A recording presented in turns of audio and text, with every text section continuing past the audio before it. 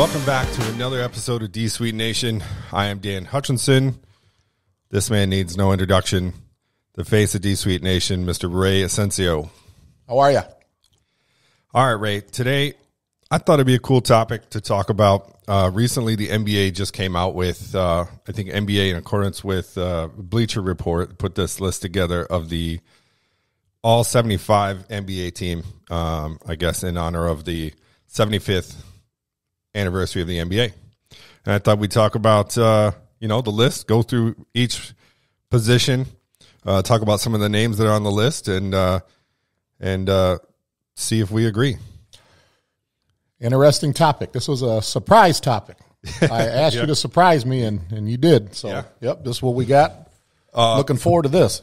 Yeah, so like the first sheet here, the list, I'll go over some of the names. I guess hold on, time out. Make sure when you're explaining to these people what you call the GOAT list, you make sure that you let the people know whose opinion it is. Yeah, make sure you say Bleacher Report. You can't don't say this is the GOAT list by people. It's not the GOAT list. It's by Bleacher Report, right? Bleacher Report, conjunction with the NBA. Yeah, make sure you reiterate that fact. So dirt sheet writers is what I call them. So yes, this is opinion based, and the initial list here is kind of their opinion of position by position who the GOAT is at each position. So I guess it would be the starting five in their opinion, right? Out of the entire list. So you have Magic Johnson at point, Michael Jordan at the 2 spot, LeBron James a small forward, Tim Duncan at the power forward, and Kareem Abdul-Jabbar starting center. What do you think of that? I mean, I think that as if you're talking GOATs, like maybe the best at each position, I agree with that. With all 5 of them? With all 5. Okay. I don't necessarily agree that that's the best team as far as like chemistry, able to win games, because it's just the GOAT at each position. It's not taking into account, in my opinion, like the best team. Does that make sense? Hold on. 6, 12, 17, 21, 26. 26 championships between the 5 of them. Yeah. But I'm sorry, Dan, what was your question? No, it wasn't a question. It was just, what'd you say, 26 championships between the 2 of them? Between the 5 of them? Yeah. I said these may be the GOATs in their opinion at each position, arguably, but not necessarily the best team as far as playing together, chemistry, scoring. You know what I mean? Like, if you were to put together a team that could take on anybody in the world and win, I may not agree with maybe at least one position on here. Let me guess. LeBron James. It is LeBron James. Why? Because I think with this lineup, like there's only one basketball on the court, right? You've got to have some kind of you got to have someone that's a defensive stopper. You got to have someone that can a shooter, right? Like with this position, with this team, I feel like it's like the ultimate super team. Not enough balls on the court to go around for these guys, right? Somebody's not going to get theirs, and are those guys going to be happy with that, right? Like Magic does. I could see Magic has the personality and the type of gameplay where he doesn't need to be the guy on the team that scores the most points, right? Jordan, maybe you could say that about. Tim Duncan, I feel the same way, right? He's dominant at his position, but also accepting a person that would be accepting of his role, right? The same kind of with Kareem, right? I think Jordan and Kareem maybe would be your go-to guys as far as scoring the ball, but LeBron, to me, he can score, but operating within this team, I think he would cry about not getting the ball, or he's not the best. God. He's not the best defensive player on the team. Tell Andre Iguodala he's not the best defensive player. Game 7, under a minute to go in 2016. Tell Iguodala that. I mean, I'm not saying he didn't come up with big defensive plays in his career. They all have, but here's what I don't understand. I'm sorry. Go ahead. As far as a team dynamic, that's all I was going to say. Okay. we've had a similar discussion in years past about this before, and I'm going to ask it again. At first, I'm just going to take these 5 guys, and then I got another question after that. Okay, we got Magic, Mike, LeBron, Tim, and Kareem. Now we know what Jordan was defensively. We know what he was. Okay, I don't have to really explain nothing like that. I don't think LeBron is that bad of a defender, despite what people think of him. Duncan and Kareem obviously are a presence down there. Magic, obviously is probably the least best defensive player out of this core right here. But like I said to you before, with the dream team, who cares about defense when you got a team like this? I know coaches and all that preach defense and all that, and you got to have defense, okay? But who cares about chemistry and defense when you got if these guys were in their prime? Okay, if Kareem had an afro instead of this bald-headed 40-year-old Kareem, I mean, who cares? I mean, what? Okay, the dream team. Take the starting 5. What was the dream team starting 5? It was Magic, Michael, Barkley, Ewing. Was Bird a starter? I believe so. Okay. I believe so. So how come they could make it work where they were blowing people out by 55, 60 points?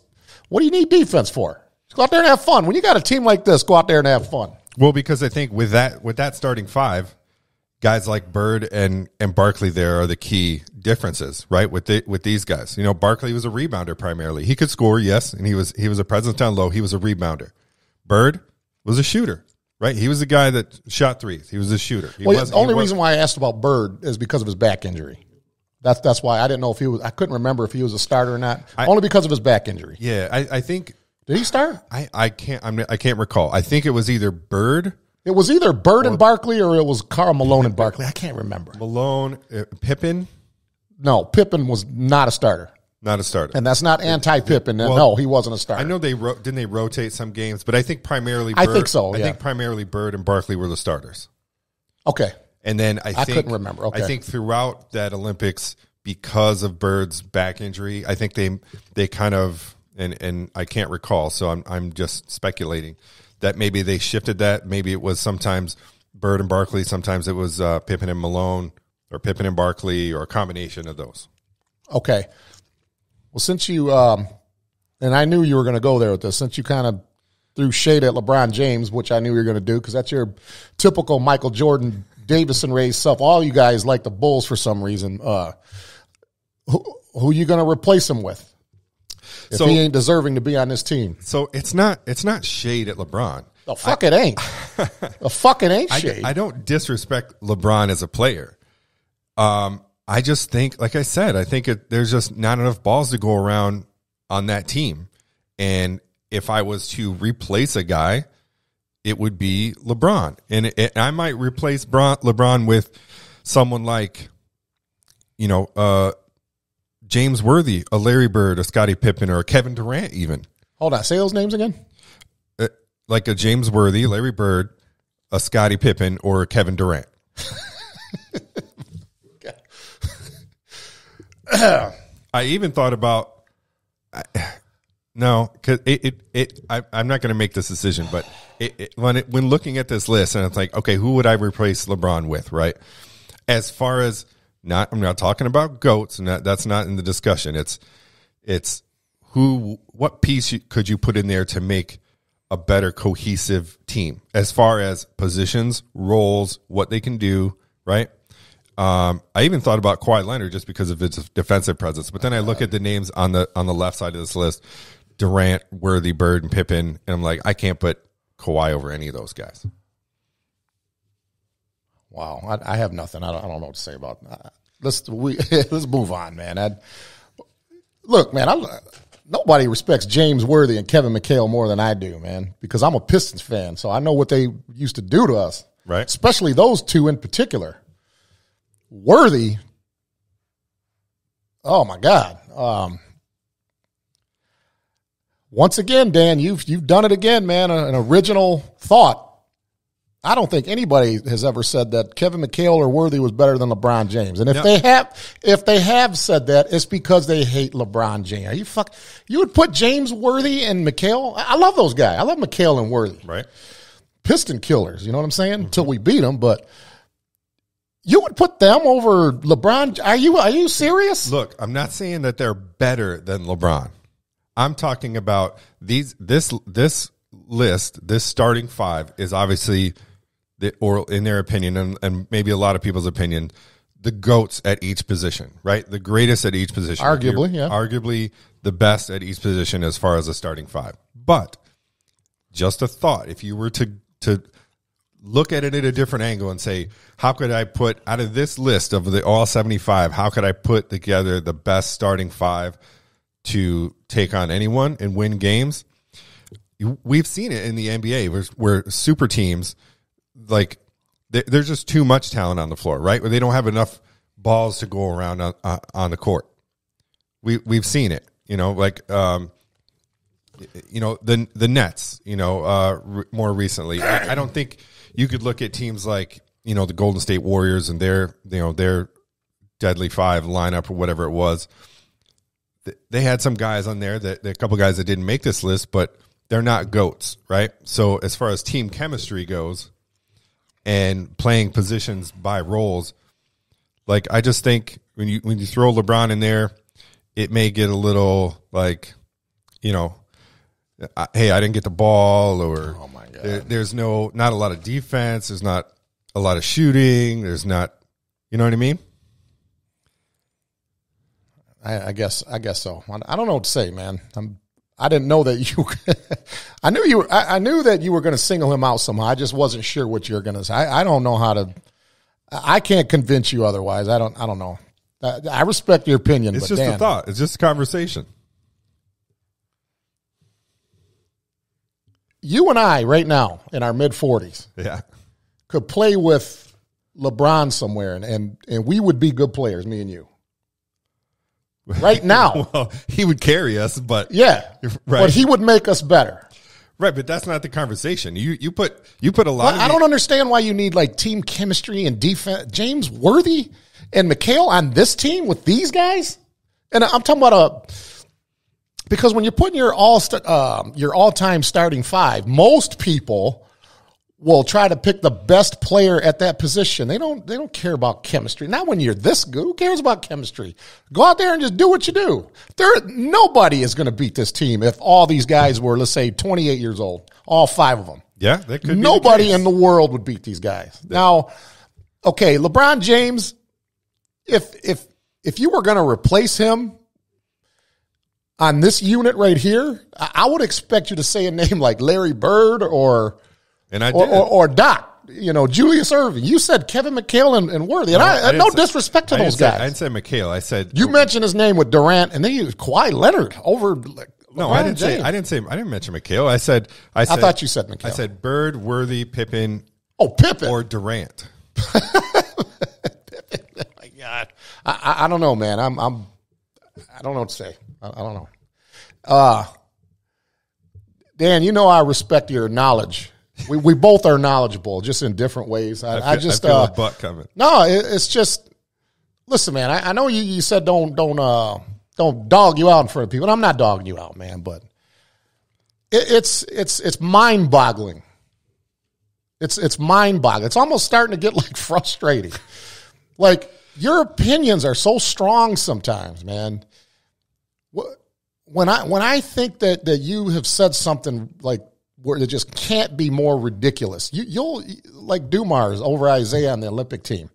You will top that on another time, mentioning those names that they should be over LeBron. You should be as a podcaster. You should honestly, in my opinion, you should be ashamed of yourself for saying that. Look, you should really be ashamed of yourself. I'm not saying, I bet you your buddies from Davison don't even agree with what you're saying right now if they're watching this. Look, I'm not saying those guys are better than LeBron. I'm just posing the question that if you were outside of these starting five, if you were to put together a team that is more, I guess, position-based as far as like I said, team chemistry, defense, shooting, what would be the alternative to this starting five? I'm not saying that any of those guys I named are better than LeBron James. That would be a ridiculous statement.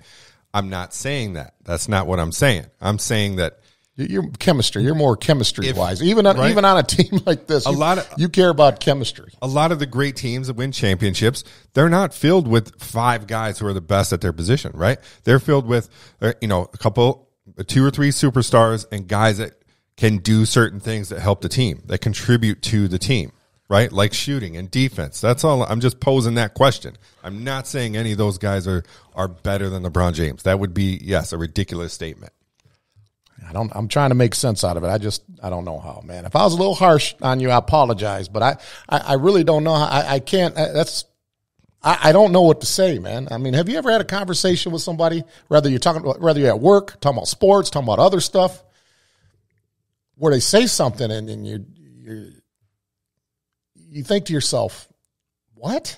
What'd you say? And then you just don't know what to say after I've that. had That's those conversations. Yeah, that's kind of what that was, man. I mean, that's your opinion. I think you're just taking the word championships. The championship, mentioning championship, that shouldn't even be thrown in this equation when you're talking about your all-time teams, because Oscar Robertson, he said, championships and legacy is the stupidest thing to judge people on. He said, you can either play or you can't.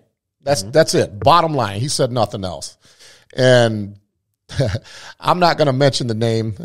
Okay, Charles Barkley said that's what I'm about to say now. And I know what everybody's going to say. They're going to say, oh, he's just saying that because he win no championships.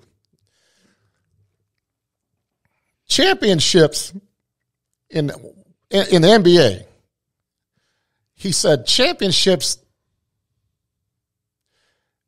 you shouldn't, I'm not saying that you were judging on championships, but people shouldn't judge players on number of championships, because he said something like 85% of anybody that's ever won an NBA title has contributed nothing.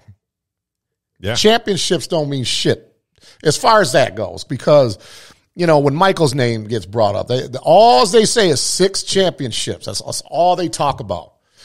And I agree. I just saw a picture of Bill Wennington getting dunked on by Mark Jackson, of all people. Okay? Yeah. Now, and he won 3 championships in a row. Bill Wennington, I'm talking about. Mm-hmm. I agree with Chuck. Okay, yes, he didn't win a championship. Could be sour grapes. I don't know. People are going to criticize him for it. I understand that. But I agree with him. When he said that does make sense. Most people don't, that have won championship have contributed nothing. So championships shouldn't even be brought up in this all-time discussion, in my opinion, because we're going to be talking about players later that have not won a title. Right. That you can argue that they're top 5, top 10 player of all time, but they're always getting left out of the discussion because they didn't win championship. I hate that about the NBA. Well, I agree. It's not just NBA; it's all sports. You know my love for Dan Marino, and people talk bad about him all the time because he's like, oh yeah, he's a great quarterback, but he never won any championships, right? Like Tom Brady's better quarterback than Dan Marino because Tom Brady won 7 championships now, and Dan Marino never won any. So championships anybody that would criticize Dan Marino, all that means is they didn't see him play. That's what that means. They didn't see Dan Marino play. Anybody that watched him play, Dan Marino is one of the greatest athletes of all time. I mean, he couldn't run that well, but I'm talking about throwing the football. There ain't too many players that have ever played in the NFL that can throw. If anybody who criticizes him, they're just Googling number of championships he won. They saw that he won 0, and it'll be younger folks. They didn't see him play. They don't count. Right. So I think championships have to be part of the discussion, but it's not end all be all how you base that discussion on. Yeah, exactly. Right. Okay. So let's go position by position. Talk about the guys that are on this list and see what you think. Okay. So all 75 team, the point guards here. They have Oscar Robertson, Nate Archibald, Bob Cousy, John Stockton, Steve Nash, Lenny Wilkins. Man, these are some Magic some good ass names here. Right? I mean, what are we going to do? Talk about all of them? How are we doing this? These guys are fantastic. Just pick out some and talk about them and go through the list. Maybe someone got left off. Magic Johnson, Jerry West, Isaiah Thomas, Chris Paul, Walt Frazier, Dave Bing, Stephen Curry, Jason Kidd, Damian Lillard, Gary Payton, Russell Westbrook.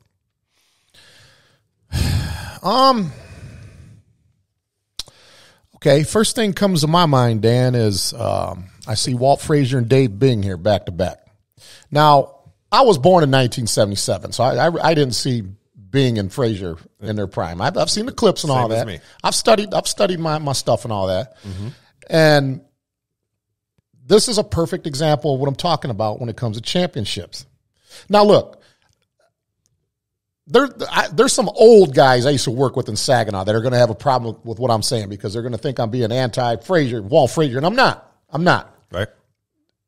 I want to say who I'm talking about, but you know me. I don't like to put people – I don't take liberties on people when they're not here to defend themselves. But Dave Bing. I'm not just saying this because he was with Detroit most of the time, but I think back in those days – and like I said, I'm just going by what I know because I didn't see him play. I don't know how they were presented, but we know that Frazier won 2 titles with New York, okay? 1970 and 1973, okay? Now, the Knicks don't get any grief like the Houston Rockets do, man. They don't say, well, you won those championships because Bill Russell retired like they do Houston. Well, you only won those because Michael was playing baseball. They don't say that about New York. Anyways, that ain't the discussion here. I'm not saying Bing was better than Frazier. I don't know who was better, but we all know Walt Clyde Frazier, but was he better than Dave Bing? Player for player? I can't speak to that because, like you said, that's before my time, and I don't know. I know their names and I know their kind of their legacies, but to say one's better than the other, like I'm not knowledge enough to say one is better than the other because I never saw him play. Yeah. I agree with that. Exactly. I didn't see him play either, but same goes for like Oscar Robertson, Nate Archibald, Bob Cousy, Lenny Wilkins, even. Yeah. Dave Bing, and I used to have all those NBA videos. This was on, I think it was Pure Pistons when they won the second title. Dave Bing, they were doing the history of Detroit, and Dave Bing said that he used to. You know, when he would watch the playoffs, he said it was so hard to watch playoffs. He said, because I know that I'm better than almost everybody that's in the playoffs. I know I'm better than all them guys. I believe him, man. Dave Bing was a high flyer, you know, All-American out of Syracuse. He was a little guy. Him and Frazier were about the same build. Bing was kind of a high riser. If you look at some of his clips, he's up there, gliding in the air. I think he's the second best Piston of all time, in my opinion. Okay. In my personal opinion. I didn't see him play, but I do know my Pistons history. We know who the best Piston of all time is, but Dave Bing is right there. So I'm just saying that because Walt Frazier won 2 championships, younger folks will automatically put Frazier over Dave Bing. The old guys, oh, God, I want to say his name so bad. I'm not going to. He would say, hold on, man. Walt Frazier was this and I'm not taking shots at Walt Frazier. I'm just saying Bing was probably just as good, if not better. Right. You know, I would like to talk to a 70-year-old man who loves the NBA, who ain't a fan of the Knicks or Detroit. And I would love to ask just people like that who they thought was better and how. Okay. And you go either way with that. They were both good. See, that's what I'm saying. There's so many good names on here. I could talk about these guys all day. I know. But when you look at this list, and I think, obviously we're going to go through these positions. There's going to be a name. Maybe there's a position or two that, like, there's no debate of who the best at that position was. Yeah. Right? So, like, obviously Magic Johnson's on here. And I'm going to ask you this question, and I know the answer, but I'm going to ask you anyways. Okay. If Magic Johnson didn't exist, who's the name coming off this list who would replace him or would best point guard? Right. So not that you're replacing Magic Johnson, but if Magic Johnson never existed, what name is on that front sheet in the starting five? And I know how to read between the lines. I know what you mean by it. I know who you're going to say here. I know what you meant by that. Well, I think I know your answer, but I want to. I'm going to explain why. I'm not trying to be a homer here, right? But your man said it himself. So he's the second best point guard of all time. That's your man that said that. Yeah. On that document. That 8 series waste of time that only he got paid for, I guess, according to Scottie Pippen. But anyways. Isaiah Thomas. Well, hold on. Let me look here because it's between Oscar and Isaiah Thomas. It's between, and I'm going to talk about Oscar Robertson first. Because I think in most NBA people like enthusiasts, historians, people that know what they're talking about, I think most people would have Oscar, Magic, and Isaiah in their top three. I think most would have Magic at number one, best of all time. I think Oscar would probably get more the senior citizen vote. The older, the older crowd. Yeah, Isaiah. Obviously Isaiah's up there too. You just look at his accomplishments, man. And you brought up this point before. Like the only, I remember how you phrase this. The only player on the top 50 list that didn't have a teammate. He's the only player on the top 50 list that won consecutive titles that didn't have an NBA 50 player as a teammate. That's it. Yes. And that's true. And he also, and he was the leader. I mean, people say that he was the point guard, he was the coach, and he was the general manager and owner of our team when he played there. Clearly. Because Isaiah was kind of like, let me see. Kind of like what Triple H does right now in the WWE. Vince McMahon is the owner. Right. But Triple H runs the show. Him and Stephanie run the show. That's kind of like Isaiah. General manager, president, whatever. And Isaiah, just considering the competition that he had to try to beat, the Lakers, Showtime. I'm talking about the Showtime Lakers when Kareem still had hair, when Larry Bird still had an afro, okay? Up and coming Michael Jordan, who we seen what he did. That was his competition, man. And he beat those guys more often than they beat him. Yep. That's what made him and those teams great. So you want your point guard to, and I'm not taking nothing away from Oscar. Plus one of the toughest athletes we've probably ever seen. One of the toughest pound for pound. After he took those 44 stitches from Karl Malone, when Malone elbowed him, he went to the hospital and came back and finished the game with stitches in his head. And a quality that you can't say about a lot of these players, because, when you talk about point guards, you talk about is someone, one-dimensional, like a Steph Curry, right? Where he plays a point guard position, but he's just a shooter. Yeah. Isaiah Thomas or someone like, a Steve Nash or Chris Paul or Jason Kidd, where they're distributors, right? A guy like, especially John Stockton, right? He's a good point guard because he was like all-time leader in assists or whatever. Isaiah Thomas was multifaceted, right? He could do all things, right? He scored, he passed, he played defense. So he's in, like I said, I don't know enough about Oscar Robertson to say he was the same way, but I can't say that about a lot of these guys on this list where he was a complete point guard. He did everything. Maybe not known for three-point shooting, but he could shoot. But he was, I think, one of the most complete point guards the NBA's ever had. Yeah. I'm going to say a little bit more about Isaiah. Then I'm going to talk about Oscar Robertson because I don't want Oscar going out like that. Okay, right. I'm not just going to campaign. Of course, I'm going to stick up for my guy. I mean, I can be biased because I can back up my bias with facts, and I have strong opinions. Not going to be ridiculous-ass opinions, but I have strong opinions. Isaiah, I don't know if I would put Steph Curry in this category. I mean, I know kids today will say, well, what about Steph Curry? But think about teams in the history of the league that have won, let's say, 2 or more titles, okay? How many teams out of every team that you can think of that have won multiple titles had a little man as their leader? Only the Pistons had that. Every other team that you examine, their leader was not a little guy. Isaiah was the only little guy that won titles, multiple titles. Yeah. NCAA champion at Indiana, most outstanding player in the Final Four. What else? I think he lost in the state championship in high school. But anyways, now Oscar Robertson, on the other hand, I'm going to talk about him for a second. I don't know exactly what his numbers were, but the original Mr. Triple-Double, because before Westbrook, he was the only guy who averaged triple-double for an entire season. Now, if you look at now he went like 5 straight years. If you took those 5 straight years and averaged out his assists, rebounds, and points, it was a triple-double.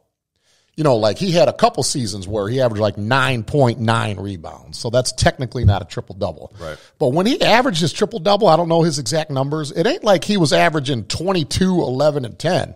He was averaging like 35 points a game, 13 rebounds, and 12 assists. That's every night. Every night. Jerry West, to this day, says, Oscar Robertson is the best player I ever seen. And he's talking about Oscar that played in an era of Wilt Chamberlain and Bill Russell. He said Oscar Robertson was the best player. Well, no, he didn't say of all time. He said of my era, he said nobody was better than Oscar Robertson. And Jerry West challenged people. Anybody wants to argue that, you're more than welcome. But I don't have a problem if somebody had Oscar at number 2 behind Magic. I really don't. But I can make cases for my guy, and it ain't being biased. Okay. Now, can you any names come to mind when you look at the list and as far as snubs, like why isn't this guy on the list? We got some, Isn't on what list? On this list, as far as the all 75 team. Were all these guys on the 75 anniversary team? All these guys. Okay, this is position. So you want me to name somebody that I don't see on here? Yeah, that you think should be on the list. We've got like some of the biggest snubs at the point guard position. We have. Kyrie Irving. This list right here. Tony Parker. I think those are the only 2 point guards that came up in a lot of my research as far as biggest snubs. Like Kyrie Irving, Tony Parker. Manu Ginobili wasn't a point guard. I think he played the 2. Vince Carter played the 2. Alex English. What position did Alex English? Small forward. Small forward. Yeah. So, guys like, Kyrie Irving, Tony Parker. Would you take off anyone on this list to put a guy like Kyrie Irving or Tony Parker on?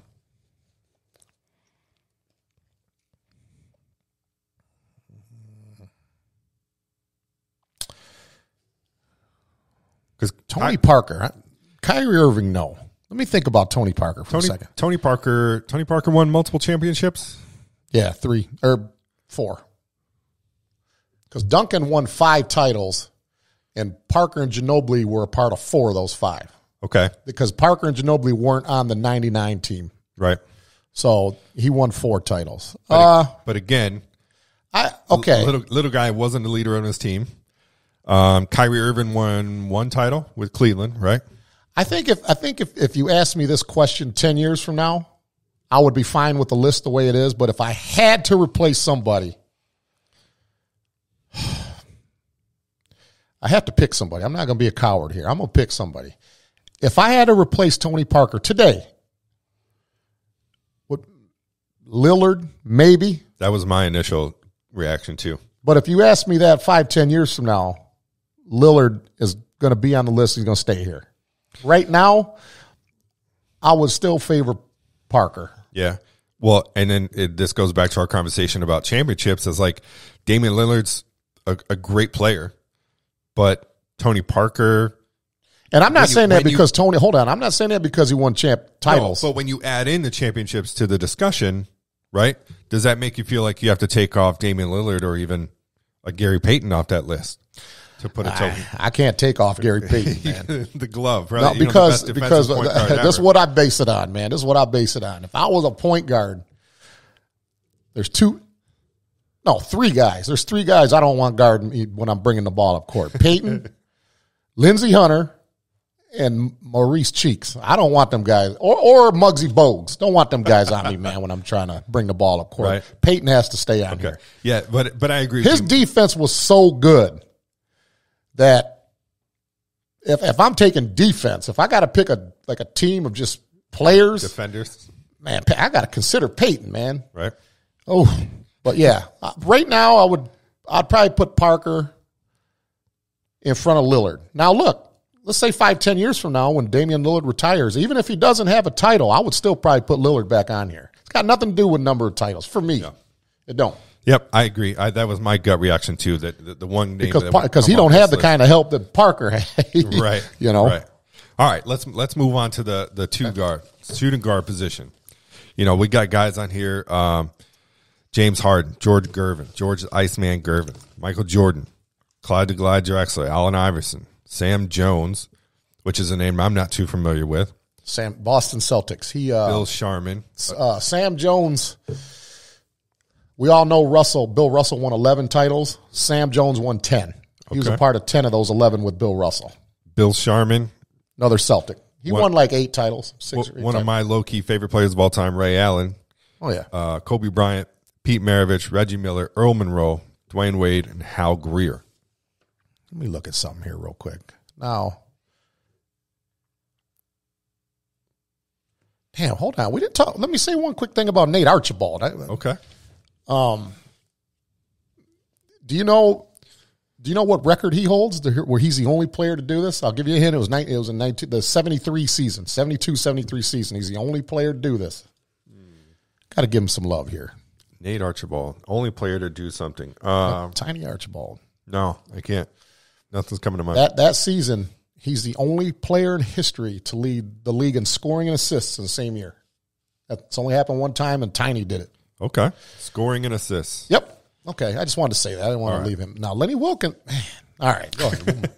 We can't talk about every single person. We'd be here for 3 hours. Well, I think what I'm going to do from now on, we'll do all the positions the same way we did this, and then when we're done, I'm just going to say something real quick, 10 seconds or less about everybody else, because if they're on this list, I had to say something about them.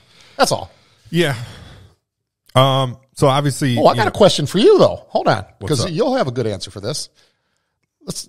Steve Nash on this list. Okay. Shaq is always talking about how he got snubbed a couple times for the MVP award when he won back-to-back MVPs. You agree with Shaq or not? That was like in the mid-2000s. He's always hating on Steve Nash for winning MVP. On Steve Nash because Steve Nash won the MVP over. Well, he was the MVP, so obviously that means Shaq didn't win it. Right. I think Shaq was talking about, he might have been talking about like his early Miami Heat years when he was with Miami. What years were those? Early 2000s? I want to say like 06, 07, like in that area. Well, I think, oh man, without recalling like the exact teams of who they were on, Steve Nash on those Phoenix Sun teams was like the Isaiah Thomas, right? He made that team go. He was a contributor. He could score. He's a facilitator. Shaq was a dominant player, but when you're talking about most valuable player, when you take that player off of that team, what do they become, right? Now, if we're talking about, if this is when, the Shaq and Kobe Lakers, right, that's a time frame we're talking about. If you take Shaq off that team with Kobe, they don't fall off as much as if you took Steve Nash off that Suns team. Man, I'm glad you said that. Now I'm smart again, ladies and gentlemen. Oh no, I didn't say you said stupid shit all the time. Glad you said that, because we don't have to get on this tangent again about LeBron James. Well, it's funny you mentioned that, because when he left Cleveland the first time, how good were they when he left? When he left Miami, how good were they? Cleveland just left Cleveland a few years ago. How have they been since he's gone? I'm just asking. No, I'm not. How good are they? I'm asking. They were terrible. Okay. Right. Okay. I don't remember about the Miami Heat. They team. sucked after he left. I don't think they sucked. They sucked, but they weren't as good. But I mean, they still had Bosch and Wade on that team, right? Or did they leave too? I can't. Well, we know Wade played with Chicago for a year or two. Then he tried to team up with LeBron and played Cleveland for like a year. That was way after. Then he went. Yeah, but they sucked. Okay. Anyways, let's move on. Oh, Bob Cousy. One thing about Bob Cousy. You remember that movie? I know. I can't be shortchanging people. I got to talk about these people. Just for a minute. This is the last one at point guard. Okay. You remember that movie Blue Chips with Shaq and Penny on it? Yeah. Nick Nolte? Yeah. You remember when Nick Nolte and what was Nick Nolte's name on? I can't remember. It's been so long since. What was his character's name? Yeah, Coach. Coach what? I can't remember his name. I don't recall. God, we're getting old, man. I know. I don't have the memory like you do. Nick Nolte was talking to Bob Cousy inside of an empty gym. It was just those two in there, and they were on a basketball court. They just, Cousy just shoot. They're having a conversation while Cousy is at the free throw line, and Nick Nolte's underneath the basket. Yep, I remember this. And they're just talking. He's not even like concentrating his free throws. They're talking. He made like 11 in a row. Yeah. And they're talking, and then after like he made like the 10th or 11th one in a row, they're just talking. And Nick said, God damn, do you ever miss? And then they just keep talking. He shoots one left-handed. It makes, damn. He said, you can't even miss left-handed. When I watched that movie, I've seen that movie many times. I watching that and was like, damn, this guy just don't miss. And they're just sitting there having a normal conversation. He's just hitting free throw after free throw. Yeah. And it's kind of one of those subtle, it's a subtlety in that scene that's like, if you don't notice it, I mean, come on. Like the dude just nailing free throws, probably in one shot. That was probably a one take too. Yeah. Now, okay, Lenny Wilkins, last one. You might agree with this. I'm thinking you may agree with this. I mean, we didn't see Lenny Wilkins play, but we're aware of what his credentials were. Yeah, more. He as could a probably coach than a player. probably be known as, in my opinion, because when he retired as a coach, he's not the all-time wins leader no more as a coach, but when he retired, he was. So he's probably the best player coach, probably in NBA history, if you combine the two. As a player and a coach. Yeah, because we got to. I mean, I would give him the nod over Larry Bird. Larry Bird was close to winning a title, but he was the coach of the '79 Seattle SuperSonics. What about Phil Jackson? Fuck no, as a player, he was a decent player. Oh fuck no, hell no. Let's move on. No, get out of your goddamn. Are you fucking serious? What you tell me something he's done as a player? He played with Clyde and Willis Reed. You tell me something great about Phil Jackson's playing career. I know you see those pictures with them long ass elbows and that curly nappy ass hair and that mustache. Tell me something positive he did as a player. Except elbow people. The most that I know about his career was from the Last Dance episode that focused on him and showed his playing career. And didn't he win a championship? Lenny Wilkins was an all-star when he played. He won an all-star MVP. Right, but you said combining the player career and the coaching career, right? Like Lenny might have him in the player category, but Phil Jackson has him in the championship. I know we're not dissecting each thing. We're just saying combined. Right. Combined. Yeah. We're not Jesus fucking Christ, man. Okay, let's move on. Phil Jackson. Dan, listen, man, you told me a couple weeks ago, don't clown you. I said I wouldn't. You're making it hard, man. Let's move on. Fucking Phil Jackson. I'm not. Go ahead. Go ahead. I'll look at the list when I can't even. My hands are shaking right now. It's not that serious. Phil Jackson. Okay, yeah, he won 11 titles. Okay, we know who he coached, but. And I'm not saying he was a bad player. We're talking about Lenny Wilkins here. Go ahead, man. Move on. Okay. Shooting guards. Jesus. So obviously Michael Jordan is a name off this list. Hold on. What are we on? Shooting guards? Shooting guards. Okay, hold on. I'm not in order here. Wait a minute. Oh, okay. Right here. I'm sorry. Go ahead. All right. Michael Jordan is the name off that list. That's he's the best. Yeah. You're right. Hold on. Best shooting guard. When I say he's the best shooting guard. Best shooting guard. Yeah. Yep. And then, like, who's the next best on this list? Would it be Kobe Bryant? You mean after Mike? Yeah. Kobe Bryant, Allen Iverson. Obviously, Kobe Bryant, in my opinion, Kobe Bryant is like you said, with the point guard position. If Michael Jordan didn't exist, it would be Kobe Bryant. Yeah. Yeah, I agree with that. Man, this is tough, man. When I look at this for the first time and see these names on here, I mean, I think the obvious choice would probably be Kobe Bryant, but it's and it probably is Kobe Bryant. But the only knock, not a knock, but he was emulating Michael Jordan, almost as good as Mike, not quite. Yeah. But we seen that before. We seen what he did, Michael did it. And you can make a case Michael did it better. So he was like almost Michael Jordan, but we already seen that before. Hey, you think that's his moves, everything he did, everything. He even stuck his tongue out like Michael Jordan. Right. And I think that's the knock, like you said, the knock on Kobe Bryant is why Kobe Bryant isn't talked about more as in the GOAT conversation is because everybody knows that Kobe Bryant emulated his game and the way he played the game after Michael Jordan. Michael Jordan was a mentor to him. So he did a lot of the same things that Michael Jordan did, played the same way. Obviously, he's talented. You can't take that away from him. You got to be talented even to do those all these things. Guys, all these guys are But talented. A lot of people look at Kobe Bryant as like he's just a younger version of Michael Jordan. This but shooting Michael guards Jordan here, did it better. These shooting guards here, I guess it's just a matter of who are you picking, other than Michael, because he's the best shooting guard. But if you had to pick, who are you picking out of these guys? Can't go wrong with any of them, in my opinion. As the next best? It's just, if they said, Dan, you can pick any shooting guard other than Michael Jordan. Who you picking? It'd be Kobe Bryant. Okay. Hands down, it'd be Kobe Bryant. And it'd be Kobe Bryant, or it would be someone like Reggie Miller. I would, or maybe even I would probably Wade. pick Dwayne Wade out of this group here. That's just my personal opinion. I'm not saying he's better than Kobe. Right. That's not what I'm saying. I'm taking Dwayne Wade. And that's really hard. After you say Kobe Bryant, it gets really tough with names on here like, Drexler, Iverson, Miller, Wade, George Gervin.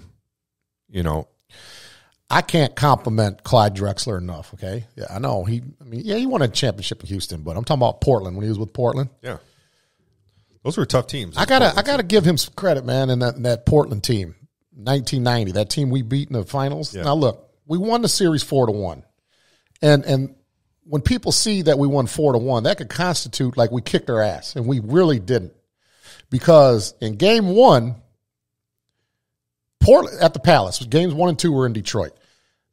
Game 1, Portland was the better team for 3.5 quarters. Luckily, Isaiah was playing like Isaiah for like the last 6 minutes, where he scored the last, I don't know how many points he scored, took the game over, bailed us out. We got out of that game with a victory. Game 2, overtime, could have went either way.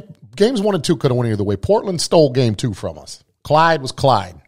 His numbers were unbelievable. Then, okay, game 3 was a blowout. We blew them out in game 3, so we won't talk about game 3. Game 4, Clyde again, man. I mean, he was like the kind of numbers LeBron James has in the finals, because he shows up in the finals. Maybe not against Dallas, he didn't, but any other finals he was in, he showed up. Game 4, we had a 16-point lead in that game. Portland took the lead in the fourth quarter. And for Isaiah, once again, 22 points in the third quarter alone, almost tied his own record. A lot of people don't know this, Dan. Here's a fact that you might have known. I don't know if you do or not. At the end of that third quarter in game 4, that Isaiah got hot where he scored 22, he missed a three-pointer at the buzzer that would have tied his record from 88 against the Lakers, 25 points. Isaiah, clutch shot after clutch shot. They were just exchanging back and forth. Now, Danny Young for Portland in that game shot a 3 from like 35 feet at the buzzer. Well, at the buzzer, so to speak, and it went in to tie the game. And then they reviewed it. They looked at it, and the ball was still clearly in his hands when the 0 was on the clock, so it didn't count. Yeah. So we got the win. Snuck out of there with a win. Now, what if he would have released that ball, let's say, 0.5 of a second earlier than he did? That game goes into overtime. We don't know how that turnout's going to be. That could have been a win for Portland. Yeah. Game 5. Portland had a 7-point lead with under 2 minutes to go. Vinny got hot. And then he hit the 007. He scored like 7 of our last 9 points under 2 minutes. But Drexler's numbers in that series were ungodly. Had Isaiah not had done what he had did, I wouldn't have been surprised if Clyde would have been the MVP in a losing cause. But they were championship worthy that year. It's just the 4-1 victory doesn't do him any justice. Clyde, watch that series game. Forget Clyde was the 4-1. That's like the only series I ever. That's like the only series in my life I ever watched where I hated Clyde Drexler, and I only hated him because of what he was doing to us. Right. But other than that, I always liked Clyde. Yeah, I felt the same way. I remember watching that series when I was a kid, and Heartache City, man. 4 of those 5 games were Heart Attack City, man. Thinking that that's looking back at it as a kid, that was a really tough series. That team was really good, and you were I was worried as a kid. I'm like, we're not going to beat these guys, right? We're not going to beat them. They're too good. But like you said, the 4-1 series win doesn't actually reflect the actual games within the series. Yeah. So Clyde. Let's talk about James Harden for a second. Okay. James Harden, I don't know. I have not a lot of respect for James Harden. Ooh, he's a talented player, but now when he was on those Thunder teams, right? Yeah. When he was on the Thunder team with Durant and Westbrook, like these guys are talented, right? And it was very upsetting when they split that team up, because that team could have been great. That team, though, if those 3 would have stayed together, they would have won multiple championships. They got to finals. But James Harden then and James Harden now, I don't know. I lost respect for James Harden, so to speak. He's just, the crying and the no defense and he just wants to shoot, and how many travels has he got away with, and like if he's not making a shot and he gets touched, it's a foul. Like, I don't know. If he would just concentrate on playing, he'd be a much better player. If he concentrated on developing a more all-around game and stop crying all the time, that name, James Harden. So let's look at the snubs from the shooting guard list. Guys like Tracy McGrady, Paul George, Klay Thompson, Vince Carter, right? Which of those names? And these guys are not on the NBA at 75 list? Correct. Tony Parker's not on the list? Yeah, that's why we brought him up with the point guard position. Okay. Damn. But if you're asking me, I'm looking at a name like Vince Carter and let's say Tracy McGrady, and I'll throw Klay Thompson in there, even though Klay Thompson, I think his career is still too young to be put on this list. He's won some championships, one of the greatest shooters the NBA's ever seen. But if I'm going to take a guy like James Harden off the list, because James Harden has no championships. No. Right? Neither does Yep. Vince Carter. If you're putting a team together and I said, no, Ray. Didn't he play with Dallas in 2011 or no? I don't think so. Okay. I might be wrong on that. I thought he did. But I could be wrong. But if I'm telling you, you have the last pick, and the last two names on the list are Vince Carter and James Harden, who are you picking? Or even Tracy McGrady. Out of those three. Probably Vince Carter. The only reason I say that is when the Ben Wallace Pistons, when we won the title and then we went to the finals the next year, our toughest series were with the New Jersey Nets in both of those years. And Vince Carter was an animal. So I'm being a little biased here because, I'll tend to credit more people that either did good for us or people that scorched us. Vince Carter was pretty damn good and pretty frustrating. So from a biased standpoint, I would say Vince. Okay. Yeah. I would lean, Vince or even maybe Tracy McGrady over James Harden. How would you like to guard James Harden? To guard him? He seems when I think, okay, look, that's a good opinion what you had about him.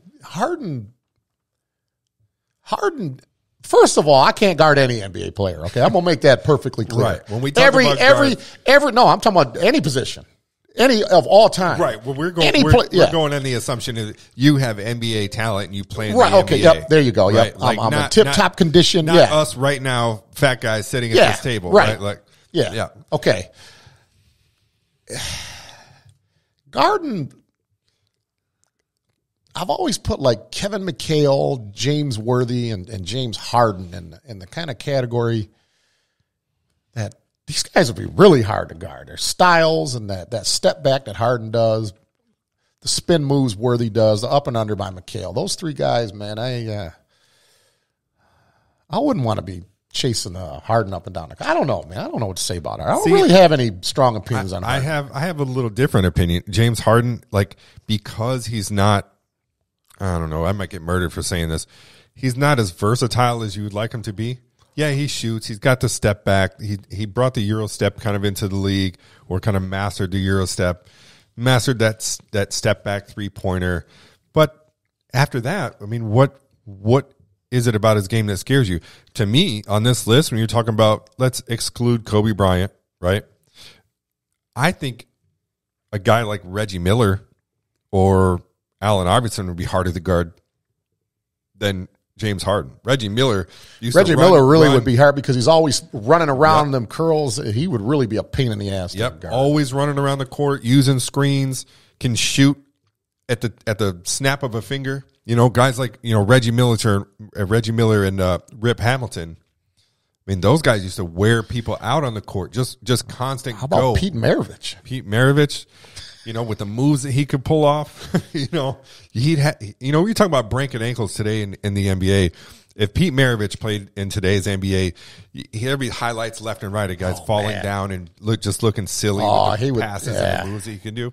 I would have liked to have seen Pete Maravich play. Remember when And One used to come on? Right. Street basketball? Yeah. I would have loved to see him in that, playing against like the professor or somebody. Right. Skip to my Lou. Yeah. And even Allen Iverson. Allen Iverson put Michael Jordan on skates a couple times. Yeah. You know what I mean? Carried the ball, but yeah. So, and then guys like, Ray Allen, one of probably I don't know if you would, I respect Ray Allen. I thought that he was going to play till like he was 50. He seemed like he could. He seems like the kind of guy that if he played at the age of 50, he would probably average 9 points a game at the age of 50. Yeah. The dude can just what a shoot. Remarkable athlete. He could shoot. Yeah. He's one of the silkiest, smoothest shooters you've ever seen in the NBA. Yeah, he was like biologically immortal, seems like. He's like a jellyfish. Yep, old Jesus Shellsworth. Yeah, is there anybody that you have questions on this list? Maybe you don't know, like Hal Greer? We'll give Hal Greer a little props. He was a part of that 1967 Philadelphia team. That's one of the teams Bill Russell lost to in the playoffs. The three Hal names, Greer was like built like LeBron James back then. I'm sorry, I didn't mean to cut you. No. The three names I don't know on this list, I know nothing about, is Hal Greer, Sam Jones, and Bill Sharman. Like, I would have saw those names, I'm like, okay, who's that? Sam Jones and Bill Sharman, they played with Cousy and Havlicek and Russell. Won a lot of titles. Sam Jones won 10 titles. I'm not sure how many titles Bill Sharman won, but I know Bill Sharman coached the Lakers when they won 33 games in a row. He was their head coach. Let me see. Who else? Yeah. Earl of Pearl Monroe. I get into a lot of discussion with some old guys you hear on some of my NBA discussion boards. They would say that him and Clyde Frazier were better than Isaiah and Joe Dumars. I beg to differ because our backcourt is the only backcourt in history that have won NBA Finals MVP. No starting backcourt can say that except for Isaiah and Joe. They were NBA Finals MVP. One more fun fact about Isaiah you might not have known also. A lot of people don't know this. It's a fact. It's a fact. You look at us, not my opinion. When we were talking about that 1990 NBA Finals, yeah. In those 5 games, I don't know how many three-pointers he took. He shot a lot of three-pointers in that series. To this day, he still holds the record for three-point percentage in an NBA Finals. Yeah, it's not Steph Curry. That's over the whole finals, not just one game. You're right, the whole finals. Okay. I don't know what the percentage was, but he still holds the record for highest percentage, three-point percentage. Yep, Isaiah. Yep, and then, we got in that, not to go backwards here, but we got in that discussion with Mason one time about, his opinion of Steph Curry being a better point guard than Isaiah Thomas, and that's just ridiculous. We haven't said nothing about George Gervin here. No, we haven't. George the Iceman Gervin, the innovator of the finger roll. Did he have the best finger roll of all time? Yeah. Better than Julius Erving? Did Julius Erving? I mean, he ain't known for the finger roll, but you ever watched him?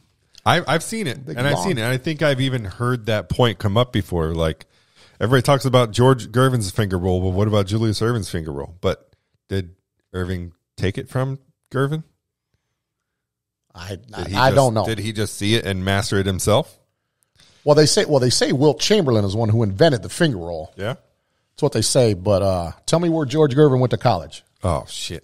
What? You don't know George Gervin? Yeah, I do not know. I don't. Oh my god! It's going to be something I should know, shouldn't it? Yeah, you do know that. You just forgot. Dan, I'm gonna roll this up like a newspaper. No.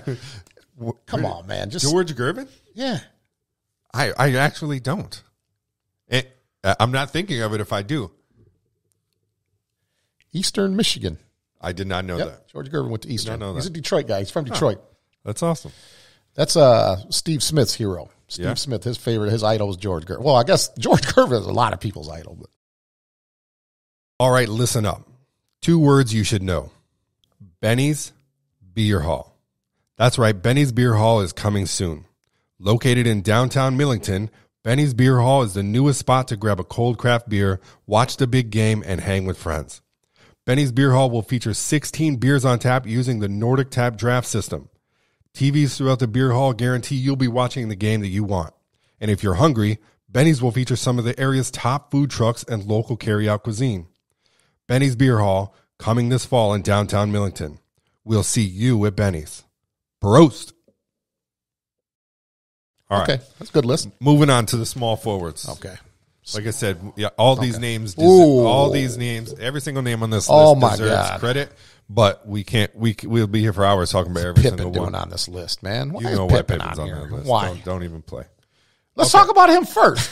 let's.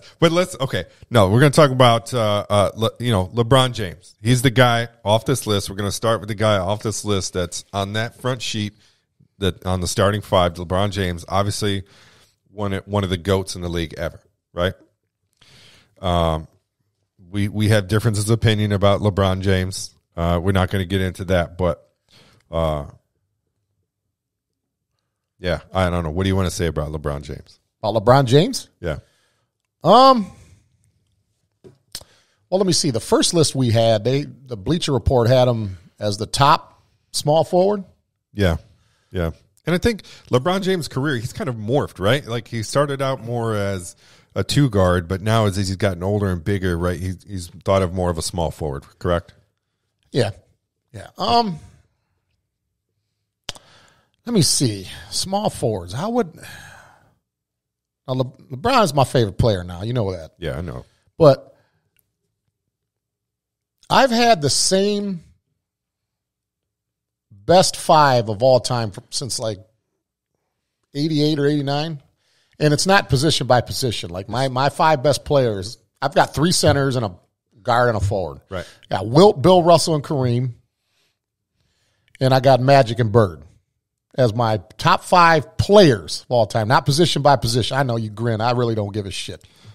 You grin all you want. I left him off. So what? Tell me who. After I'm done, you tell me who he should replace. Now, when LeBron breaks that all-time scoring record, and he may have another title by that time, maybe two more. Don't know. We don't know.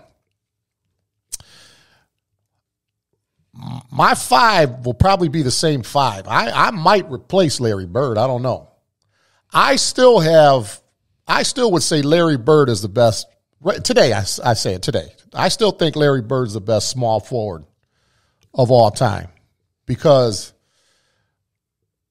I'm old enough to remember when Larry Bird was in his prime, okay? And, before Michael Jordan took over as the best player in the world, Larry Bird was the best player in the world before Michael was. Yep. And, you talk about another guy that made his teammates better, work ethic. Who had better, maybe other than like Vince McMahon, who has a better work ethic than Larry Bird in sports? No, I agree. In toughness too. He was a tough as nails type of player. I see Dr. J on here, and what if he would have played in the NBA the entire time, like the 70s and 80s? Because the 70s, like pretty much the early 70s on to the mid 70s. He's known as a New York Net. Yeah, I mean he did play with the Virginia Squires, but he's known as a New York Net. They won two ABA titles in 3 years. And then, let me see, he played in 4 NBA finals with the Sixers and won championship. What if he'd have played in the NBA the entire time? Do we look at him differently? Yeah. Because what he was doing in the ABA was like Michael, LeBron, and Larry Bird shit. He was doing that in the ABA. I don't know, man. I got LeBron right now today as the second best small forward of all time. Just on I still got Larry as number one. So then going back to the beginning of the episode, when we had a conversation about like if I replaced LeBron on that all-time team on the front page with Larry Bird, you don't lose anything. Right, but you didn't mention Larry Bird though. I did. I said Worthy, Bird, Pippen, or Durant. Yeah. Okay. I apologize if I overlooked when you said Larry, but your first name you said was Worthy, and I heard Pippen's name, and there was another name I heard that you said you might replace him with Durant. Kevin Durant. I don't agree, man. But like in that instance, right? You take off that starting five: Magic, Michael, LeBron, Duncan, and Kareem. You take LeBron off, put Bird on. I don't think that doesn't hurt that team. I think it just adds shooting to that team. Well, yeah, but I would have Larry Bird right here with these four. A couple years from now, I might not. Yeah. You know, because I really don't like to judge like all-time players when players are still playing. Right. I mean, LeBron is obviously worthy enough. Durant would be worthy enough. Curry, but those are exceptions. Right. You know what I'm saying? Because Bird was a great player, but he wasn't a type of player. Now, he could, if he had the ball, he could have the ball and take over games. But his style of play, he doesn't need the ball in his hands all the time, right? He'd be open in a corner and get a kick out, and he's an assassin behind the three-point line, right? Yeah. Not only great passer, could he play down low, probably great passer. the best passing non-guard probably in NBA history. Correct. I saw a stat probably like 3 months ago. I never knew this, man. I saw this, Dan, and I was like, fuck. They were actually wrong because I checked year for year just to see if this person knew what they were talking about. They had 1 year wrong. That's okay, though. The 1981 season through the 1988 season, okay? That's 8 consecutive seasons, right? Mm-hmm. In those 8 years, this guy posted a meme. In those 8 consecutive seasons, Larry Bird was either the MVP or the runner-up every year for 8 straight years. And I had to look at that because I could believe it, but you got to do a little fact checking or whatever. Right. I think it was the 87 season. Only the 87 season he was wrong, but he was third. Okay, Michael Jordan was runner-up that year, but he was third. And I'm like, God damn. Now his rookie season, Larry Bird I'm talking about, his rookie season, he was rookie of the year. He was 4th in MVP voting, man. You can't say that. A bad man. Larry Bird, dude, the parquet floor. Yeah. I mean, they went 50-1, playoffs included. They went 50-1 at home in 86. The Bulls, let me see, your team, the Bulls, I think they lost, I know they lost 2 games at the United Center in 96. I don't think they lost 3 if you combine regular season and playoffs. Uh-huh. They did lose 2 because they're the only team that ever lost 1 game at home in the playoffs, or for a whole season. And got to give Isaiah another plug here. In 88, when we finally beat them, when they say, oh, yeah, Larry Bird was old.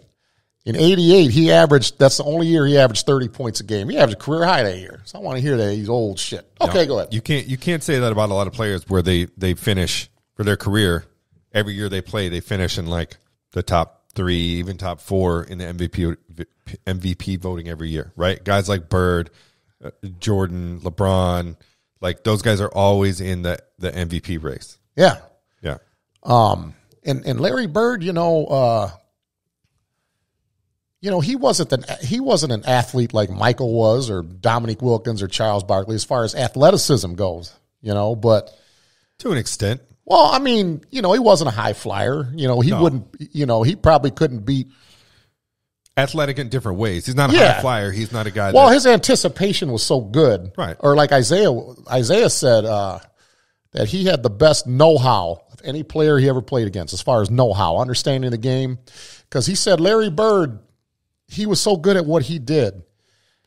When he would get the ball, the way that he would position himself every time, he said he would position himself to where when he got the ball, he would scratch his head, he would yawn, take a nap, wake up, and still have time to shoot. That's how good his know-how was. So right. I still have Larry Bird as the best small forward. Today I do. Yeah. But yeah, we'll talk about this in a few years though. So that leads us to that answer is if LeBron doesn't exist, I think Larry Bird is the guy that comes off this list as the best. Yes, and I would put Rick Barry. Yeah, other names on this list. Elgin Baylor. Let's go through the list. Kevin Durant, Julius Irving, James Worthy, Larry Bird, as we mentioned. Scottie This is Pippen, the hardest episode I've ever. This is hard, man. John Havlicek, Paul Arizen. Played with the Knicks. Played with Walt Frazier, Willis Reed, and all them. Rick Barry, Elgin Baylor, Bill Cunningham, LeBron James, Kawhi Leonard, Paul Pierce, Dominique Wilkins, and Carmelo Anthony. Oh, my God, man. Pippen don't belong with these guys here. Pippen, look, man, I know you like Pippen and all that. You know, Chicago Bulls, they're the greatest team ever. Pippen, look, I'm talking about these guys here. Pippen don't belong with these guys. Where the fuck is Alex English at? Yeah, Alex English, we talked about, he's on the list of one of the snubs. There he is. Dude, you know that he scored more points in the 1980s than anybody else, right? Alex English? Yes. No, he's the 1980s leading scorer just for that decade alone. No one scored more points in the golden era of basketball, back when they were allowing, people to stab people in midair, cut their throat. He played in that era. He ain't even on the top 75 list, man. This in my mind, if it's not LeBron James, it's not Larry Bird, guys like Scottie Pippen and Kevin Durant. Those are the guys that I'm fans of. I think Kevin Durant is one of the most underrated players of all time in the NBA. The dude is freakishly long, crazy athletic, smooth, just silky smooth shot. He doesn't miss much. I understand that. Yeah. But then you got there's some maybe overachievers on this list. I saw a lot of feedback about Dominique Wilkins being on this list, or Carmelo Anthony. You saying Dominique deserves to be on here or does not deserve to be on here? Again, this is not my opinion, but I saw a lot of feedback online. What were they saying? About Dominique not needing to be on this. I'm literally getting ready to walk out of here. I'm not mad at you. Not me. Hey, that's not. I did not say that. Listen, man, this is why we don't listen to dirt sheet writers. Look, I'm all about people, and I'm sorry I'm not talking on the microphone. I'm talking now. I got to lean back. Listen, I'm all about different opinions, okay? Just because I like something don't mean you have to like it. And just because I dislike something, that doesn't mean you have to dislike it also. That's what's great about the NBA and boxing. There's so many different opinions. I think that's what makes sports great, okay? But some people just need to keep their opinions to themselves, because anybody who would say Dominique don't deserve to be on that list is for two reasons. Number one, he didn't win any championships. Yep. And number two, all they see is dunk highlights. Yep. So they think that he's just a dunker. Dominique was a badass basketball player. Yeah. Okay? And those are the exact comments that come up. It's no championships. He was only known for his dunking. He wouldn't be brought up unless he was, doing those crazy athletic dunks and high flying and all that. That's all they see in the highlights, though, Dan. Right. I agree with you. Yeah, I know. Let's make that I'm jumping on these Bleacher Report dirt sheet writers. I'm not attacking you, man. But that pisses me off. I can't believe that people would be that naive. And look, championships, obviously that's the goal. You know what I'm saying? Because if I played anything, I want to win, whether it's winning a belt, championship. I want to win, goddammit. I understand all that. I get it. I'm competitive. But when the Hawks played in the 80s, in the black and blue division, they were in the division with Detroit, Chicago, Cleveland, Milwaukee, Indiana. That was the great black and blue division of basketball. And you could give the Hawks a little bit of credit. Can you hear me well? Because I don't have my headset on. I'm fucking pissed now. Yep. But anyways, the Hawks, they beat the Pistons in 86 in the first round, okay? Mahorn was overweight. We still had Tripucka. And what a lot of people don't give credit to our bad boys' success, you can say that the Hawks were a team that was instrumental on us having to get better, okay? They beat us at the Silverdome. I don't know if it was 5 games they won or 4 games. I can't remember. They beat us in 86. Mahorn had to lose weight or else, because he was fat and overweight. We traded Kelly Tripucka for Adrian Dantley, okay, which was a good move, obviously. Right. Dantley's one of my favorite Pistons. Right. And then we drafted Rodman and Sally, and then we had Joe Dumars up and coming, who was a second-year player.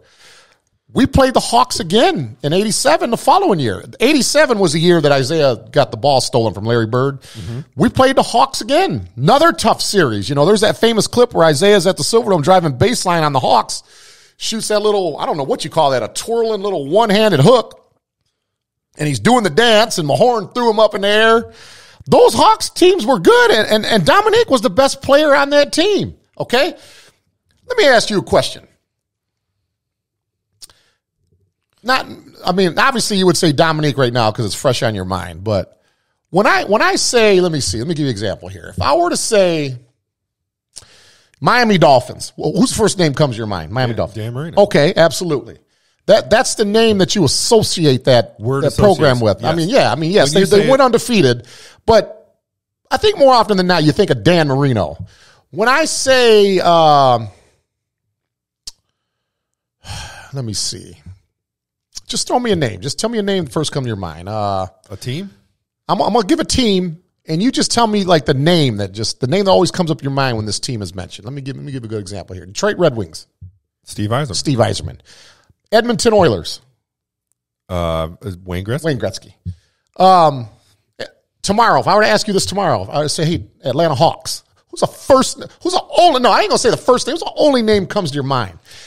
Dominique Wilkins. With our generation, Dominique Wilkins. No, it's Dominique Wilkins, period. Dominique Wilkins is clearly the face of that franchise. When you say the Atlanta Hawks, they had a lot of great players. I'm not saying they didn't. They had Bob Pettit, Doc Rivers, the player now, the one they got now, this Trae Young. And that's what I say. The only reason that's the only name you think of when I say Portland Trailblazers, who's first name? Clyde Drexler. Right. The only reason I say it that because people like Mason, the younger generation like Mason, they don't know who Dominique Wilkins is. So when you say when you say Atlanta Hawks to my son, I know. But the people that know are going to say Dominique Wilkins. But the bad thing is though is he was so ahead of his time athletically. And he was such a revolutionary with the way that he dunked in games, two-handed, the power, everything. That's all you see in the highlights. Dominique had a good spin move.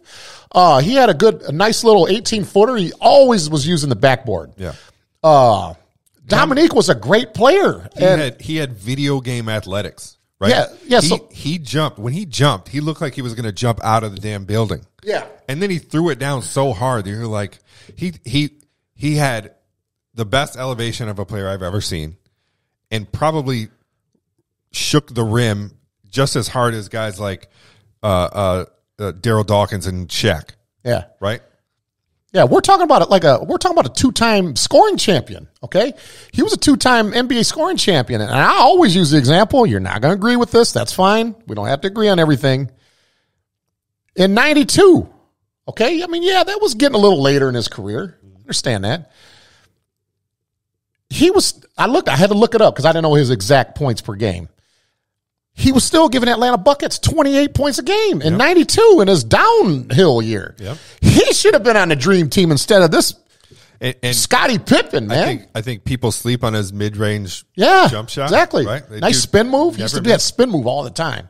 Yeah, he's a good basketball player. Anybody who would say that he ain't deserving to be on that list, they don't know what they're talking about, man. Okay. That's just disgusting. Yeah, there's not many the snubs. I think Alex English is the only small forward on here that I've been mad. I've been mad for 25 years that he wasn't at the NBA 50. Now with social media and all that, now you're starting to hear all these people talk, hey, where the Alex English at? I said that 25 years ago. Yep. Come on, man. Alex English, I'm sorry, Dan. No. Alex English was the type of player, like when I would watch the Pistons play, if you were to come over to my house, Dan, with, let's say, 8 minutes to go in the fourth period. Hey, Ray, how you doing? Good, Dan, how's it going? Who's winning? Whatever. Denver's up 101 to 100. Okay, how many points does Alex English have? I would probably say, I'd be like, I think he's got maybe 17 or 18. And then when he's at the free throw line, when they show a stat line, he's got like 39. He was the epitome of quiet scorer. You think he had like 17 or 18, but he's usually 38 or 39. That guy could fill it up, man. All right. Let's for time's sake, let's move on. Again, there's a lot of names on this list we could talk about all day. Okay, one quick fact. Rick Barry, the only player in history to have once led the NCAA in scoring, once led the ABA in scoring, and once led the NBA in scoring. and was a champion in 75. Rick Barry, he don't get talked about enough, in my opinion. Only you know those things. This is why this show is so good, and people are lucky to watch you because who else is going to fucking know that fucking fact, that stat? Well, that's a nice compliment. I appreciate that. Now I apologize if I said anything bad about you at the start of the show. I'm sorry, man. That's what I tell people all the time. This dude's brain is like a walking sports encyclopedia. At least, if it was the NBA section, right? Like, you know a lot of shit about a lot of other things. When it comes to the NBA, if it was a Jeopardy show of all NBA questions, you would be the fucking, who's the guy that is the fucking all-time champion Jeopardy? I forgot. I know who you're talking about. I forgot his name. I would say NBA.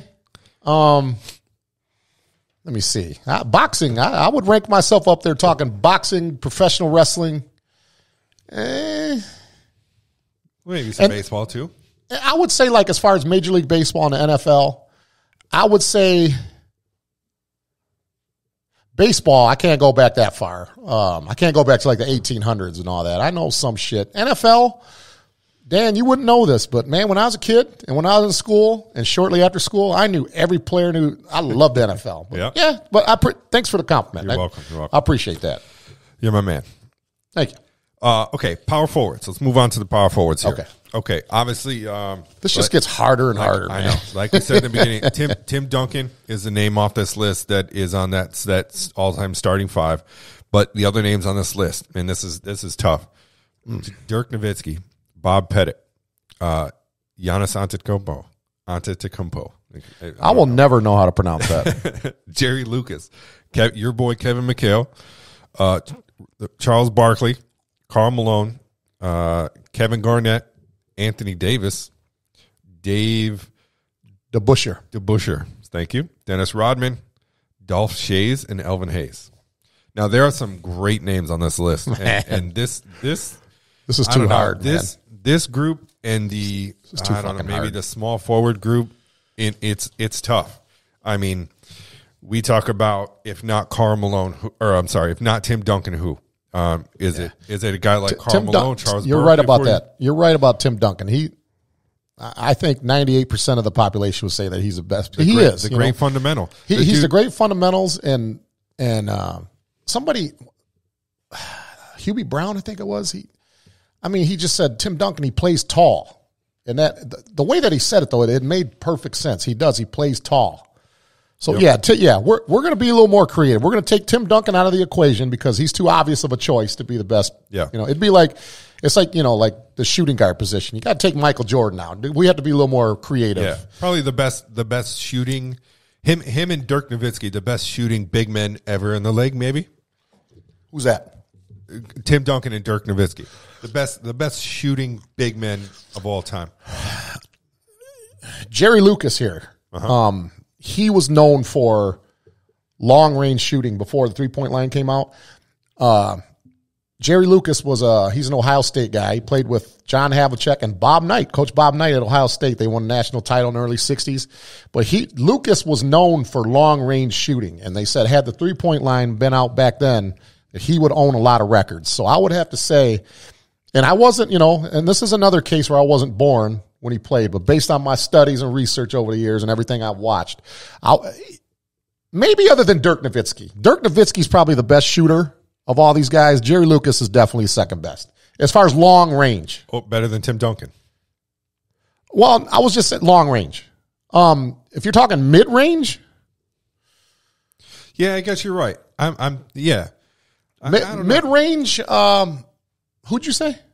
Well, Tim Duncan. Okay, Tim Duncan. I'd probably put Kevin Garnett in there. Maybe I didn't specify, like, actually three-pointers, but just shooting in general. Yeah. Like, yes, obviously Tim Duncan, mid-range jump shots, it was money with Tim Duncan, right? He never missed.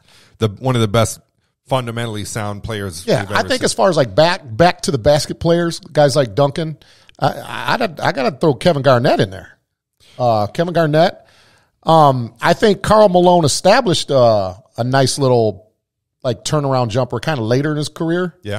Because Karl Malone was a 31-11 guy for quite a while. Yeah. But I would rank Barkley had a nice jumper. You know, when he got hot, he's got a 56-point game under his belt. Yeah, and Karl Malone's one of those guys that you talk about. You start talking about championships, and people don't give him enough respect because he never won a championship. Right. You know, he went to the 2 finals in a row against the Bulls, but he's still a leader in points scored, right?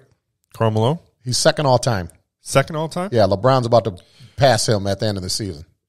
Who's first? Kareem. Kareem's still for. I thought Malone had passed him at one point. No. Okay. No. Second all time in scoring. Karl Malone. Let me see. Kareem and Karl Malone. They have been 1 and 2 for. Let me see. Karl Malone retired in 2004. So I would probably for like 20 years now. Yeah, it's been Kareem and Karl number 1 and 2. But LeBron's going to pass Karl Malone. If not at the end of this season, it'll be at the start of next season. Because who knows how many goddamn games he's going to sit out. He's got abdominal strain now. God, come on, man. He's up there in rebounding. Karl Malone doesn't get enough respect from a lot of people. And now, the power forward position is one that I go back and forth a lot. Like when if I'm picking an all-time starting 5, and I'm like, choose your starting power forward. It's tough for me because these 4 names I go through. Barkley, Malone, Duncan, and Rodman. Like, there's sometimes I can't pick one over the other because you can't lose with the 3 of them. Rodman, Malone, Barkley, the best rebounders in the history of the game. Would you pick Rodman over McHale? If you had to pick? You know, for a long time, yes. But you've educated me a little bit on McHale. I don't know. I don't know if I'd put McHale over those 4 guys. In my mind, every time I talk power forward, it's one of those 4 names that comes up for me. Now, Rodman is the least offensive player out of those 4 guys. So if you're talking all around players, I'm going to look at Barkley, Malone, and obviously Duncan over him. Malone and Barkley because they can both score and rebound. But Dennis Rodman, I think, hands down the best rebounder of the game. And he brings that added factor of, like, he's going to mentally break down his opponent, right? What he lacks in scoring, he provides in, when you leave the court after playing me, you're going to need to see a shrink, right? Like he just takes guys out of the game when he plays them. Well, look where he came from. Detroit I'm talking about. I mean, he learned that psychology in Detroit. Mm-hmm. Okay? Now, Rodman should be wearing a Pistons uniform if they put him on the – look, I'm not talking we're not talking popularity here, okay? We know in Chicago he's the most popular figure in the world, okay? I understand all that. But with Detroit, okay, 7 years in Detroit, he did average double figures in points one year with Detroit. Came off the bench, let me see, his rookie year, which was 87, came off the bench in 87, 88, and 89. And then in 90, in the middle of the season, that's when they made the switch. They put Aguirre on the bench, and Rodman got all the minutes. But 2 championships with the Pistons. 2 championships, 3 with the Bulls. But with the Pistons, super athlete. I've never seen athleticism like that ever in NBA. When he was skinny and in Detroit. He still did the shenanigans in Detroit. Yeah, but a little more mentally stable, Rodman, at that point. Kind of. He did mention that, I just saw this as a quote. He mentioned that in his early years in Detroit, that he would, like, cry at his apartment, because, I don't know, anxiety or whatever. And he said Isaiah Thomas would come over and stay the night with him 2 or 3 days at a time once in a while and take care of him. Yeah. He would leave his family to go take care of him. Yeah, that's 2 Defensive Player of the Year awards with Detroit in 1990 and in 1991. Defensive Player of the Year. His last 2 years with Detroit, he averaged over 18 rebounds a game. Now, 92, he averaged 18.7. That's almost 19 rebounds a game. In Chicago, not taking nothing away with Chicago, won 3 titles, 3 for 3. I understand all that. Got in everybody's head.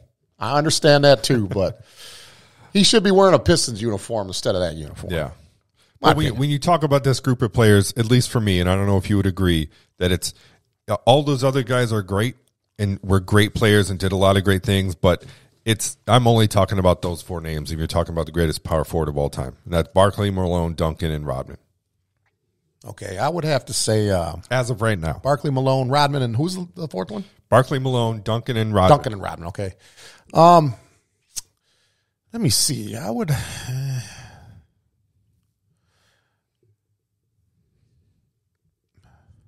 McHale used to abuse Rodman, just so you know, when back in those Detroit Boston days. Mm-hmm. But McHale abused everybody, though. I would pick McHale. I'm not going to mention Duncan because we already got him at the top. So for me it would be McHale, Rodman,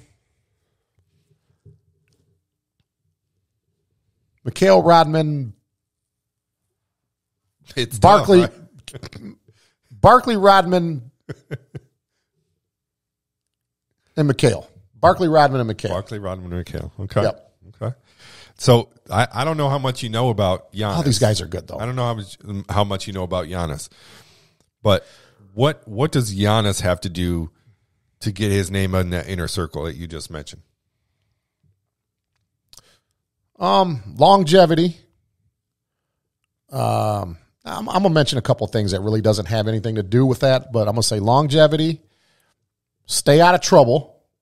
Okay. Of course, another couple of titles will help. Yeah, that'll help or solidify it. So I say another championship.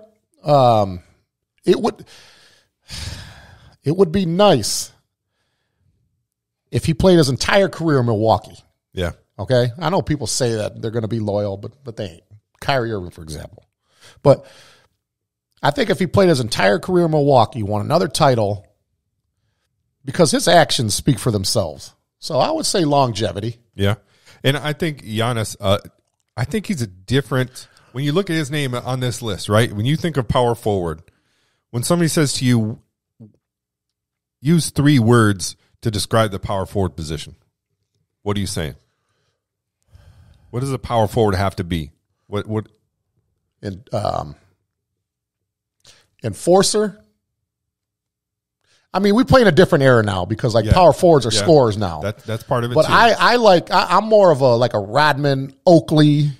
Right. You think of rebounding, low post presence, garbage man, low post presence, right?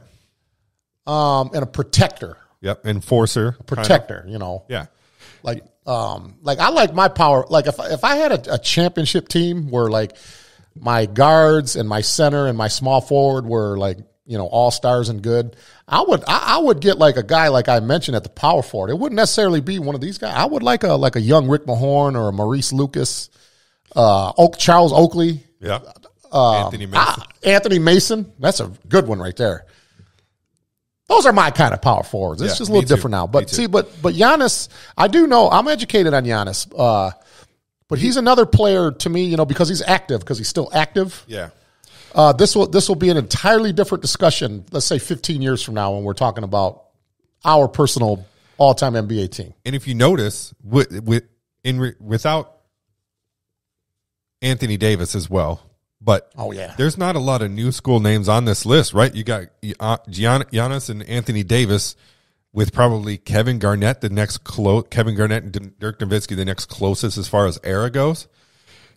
Giannis is just a different type of player. He's not, his skill set's not like the other names on this list. He's a dominant presence down low because he gets there because of his size. He doesn't play down low, right? Mm. He's going to make his way to the basket and you're not going to stop him, but he's not camping out down low. He's not pulling out down massive amounts of rebounds. He's not bodying people out. He's just freakishly big and athletic, tall. Yeah. Similar to Kevin Garnett. I think, Garnett and Giannis are similar players, but I think Garnett put a little more emphasis on being down low, rebounding. Maybe it was just the era that he played in. Kevin Garnett can play in today's NBA. Kevin Garnett would be more like a Giannis in today's NBA. We'll talk about Elvin Hayes for a quick second. I got to mention him. His prime years were in the decade of the 70s, 1970s. Played with the Baltimore Bullets / Washington Bullets. Well, one year they were called the Capitol Bullets. But they went to 4 4 or 5 NBA Finals that decade. Won one title in 1978. They beat the Supersonics. And then they lost to the Sonics the following year. Team coached by Lenny Wilkins, that you mentioned earlier. Now, Elvin Hayes and Wes Unseld were teammates in that entire decade. Elvin Hayes, another thing that he's known for is the big showdown with Lou Alcindor, UCLA, at the Houston Astrodome. Elvin Hayes' Houston team ended their 47-game winning streak. So, got to give Elvin Hayes a little love on here. All right. Real quick, you got anything to add or to educate us about maybe someone like Dolph Schayes or Dave DeBusschere? Did I Dolph Schayes. Dolph Schayes, man, he played like in the George Mikan era. I know a little. The only thing I really know about Dolph Schayes is I know that he was a Hall of Fame player for his time, and I know he's the father of Danny Schayes. That's all I know about him. I don't really know a whole lot about Dolph Schayes, except that he's a great player and that he's Danny Schayes' father. And who's the other guy you mentioned? Dave DeBusschere? Dave DeBusschere. Play with those great New York Knicks teams, Walt Frazier, Earl Monroe, and all them. Willis Reed. He was a good player. I don't know like his stats and all that. I know he was a good player, and I also know that with the Pistons, with Detroit, he played with New York and Detroit. I know that he's most known for being a New York Knick, though. One of those teams, I don't know if it was Detroit or New York, but one of those teams, he's the only player ever where he was a player, coach, and general manager all at the same time. Player, coach, and general manager. I don't know if it was Detroit or New York. I can't remember. It's 100%. It's one of the two. Yeah. But yeah, that's what I know him as. He was a great player in New York, won 2 titles, but he's the only player, coach, and general manager. Same season. Nice. Regular Jackie Moon there. Yeah. So there's a little fun fact. All right. Let's move on to the center position. Ooh. I think this one's going to be tough too. Oh Lord. This one's going to be tough too. Let's just go through this list. God. Kareem Abdul-Jabbar is the name off this list on the starting 5. But you got guys like Bill Russell, Willis Reed, Dave Cowens, Hakeem Olajuwon, George Mikan, Moses Malone, David Robinson, Wilt Chamberlain, Patrick Ewing, Shaquille O'Neal, Robert Parrish, Bill Walton, Nate Thurmond, Wes Unseld, and Bob McAdoo. My God, man. I don't know. And you just wait till we get to the snubs off this list too. Okay. It's going to make it even harder for you. But shit. I mean, what can we say about Kareem? All-time leading scorer. I mean, the most maybe the most unstoppable move in all the NBA. We're talking about Kareem first? Kareem, yeah. Okay. Well, let me see. Never lost a game in high school at Par Memorial in New York. You can say that he's the greatest high school player of all time. I know people will say Kobe Bryant at Lower Merion or LeBron James, but Kareem's the best player at Power Memorial. Yep, we covered his early career quite extensively with Jay and in college. Yeah, he's the greatest college player of all time at UCLA. Now back then they didn't let freshmen play, so he won 3 titles in 3 years. He was the most outstanding player all 3 years. Only lost 1 game in college. Big E. Elvin Hayes we talked about earlier. Right.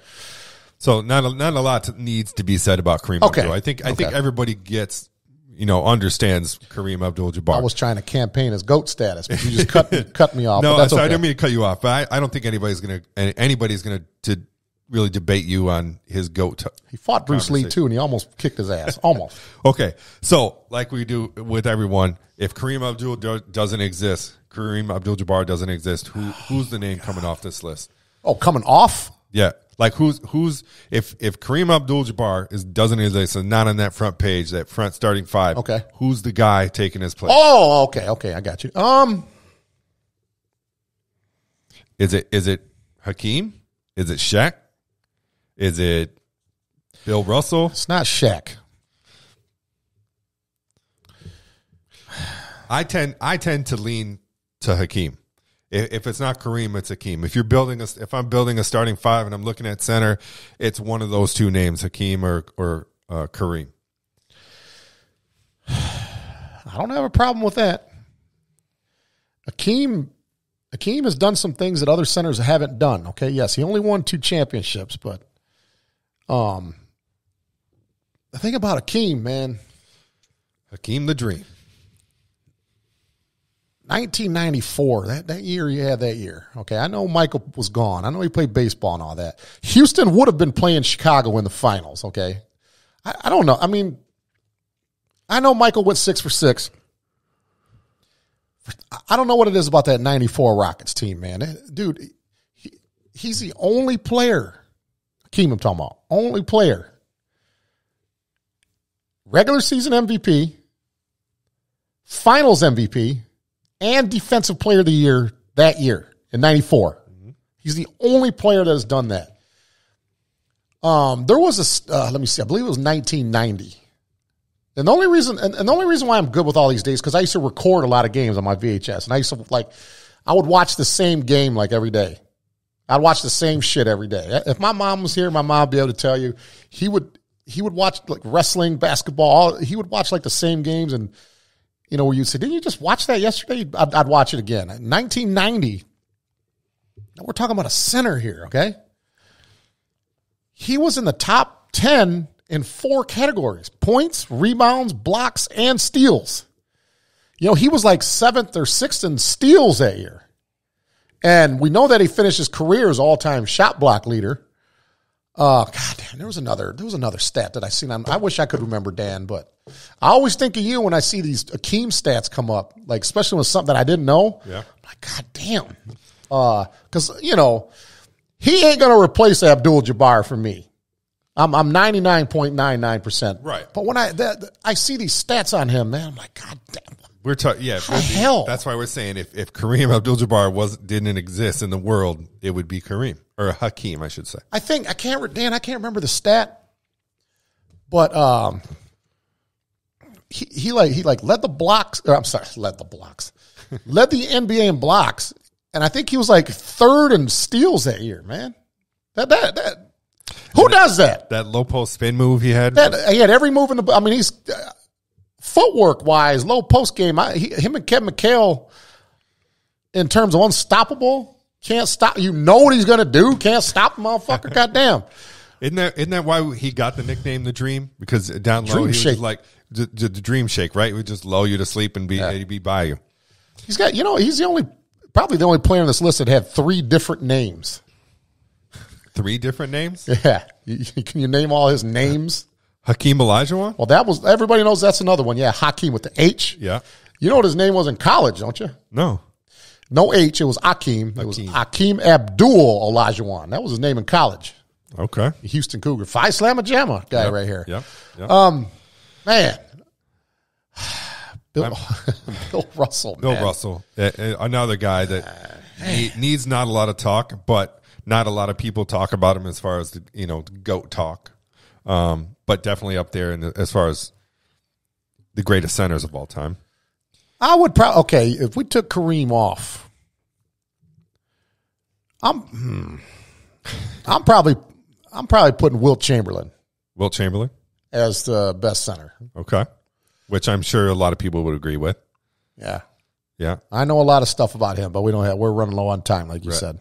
But, the names on this list, Bill Russell, David Robinson. You know that guy, the guy that commentated for the Chicago Bulls, that Johnny Red Kerr? Mm-hmm. Wilt Chamberlain once dunked the ball so hard on Johnny Red Kerr, he broke Johnny Red Kerr's toe with a dunk. Think about that. He threw it down so hard that he broke the guy's toe. That's unbelievable. And think about his conditioning, Wilt's conditioning, okay? We know he was a high jumper at Kansas, All-American, mind you. He's a high jumper. He once played every minute of every game for an entire season. He averaged 48.6 minutes a game. You probably say, how did that work out? Because they factor in the overtimes. Yeah. He played every minute of every game in one season, and even led the league in assists one year. You can't go wrong with Shaq, Hakeem, Wilt, Bill Russell. Me personally, it would be Wilt slightly over Hakeem, man, because that guy was special, man. Yeah. But, again, it's one of those they things always, a lot of people put an asterisk next to him because he won when Michael was gone. This is a group of names that not a lot of people can argue with that, right? Not if you say Kareem, Hakeem, Russell, or Chamberlain, you're gonna get a lot of, yeah, that's a tough call. It's just a matter of opinion. Yeah, right? it's a matter of opinion. Yeah. What about Patrick Ewing? Talk about Patrick Ewing. Like I know he gets talked about as one of the greatest centers of all time, but when you talk about the greatest centers of all time, his name doesn't get brought up much, right? Because the guys like Kareem and Hakeem and Chamberlain and Russell always come first, right? What was lacking in Patrick Ewing's game that he wouldn't make him a more talked about center? Health. Early in his career, it was either his rookie season or his second season. He was so dissipated with knee injuries that it almost cost him his career. So we basically watched his entire career of him playing on bad knees. And, okay, we all seen that dunk Scottie Pippen had on Ewing, you know. Yeah. That was impressive, you know. I'll give credit where credit's due. Impressive. Even when I see it, I'm like, right. God damn. Or the baseline spin that Jordan put on Starks and dunked on him, right? Yeah. But, you know, I'm not making excuses for Ewing. And this ain't anti-Pippen, but, you know, like when Ewing was in college before, like, the real bad knee injuries when he was in college, when you look at, like, some of his goaltends that he would have, his, like, chest was above the rim. And he was, like, super long. Yeah. And he didn't have that elevation in the NBA. Yeah. But to see what he was still able to accomplish, knowing that he wasn't healthy and his knees were always in pain, is remarkable. So maybe a little bit more better athleticism, maybe? Yeah. If you look at some of these other centers, you know, Kareem, Hakeem, Chamberlain, David Robinson, and even Shaq being as big a guy as he was, they were a lot more athletic. Patrick Ewing's footwork in the paint was tremendous. You know, the turnaround jumper, tremendous. The little jump hook. He even had a nice little, you know, jump shot from the elbow.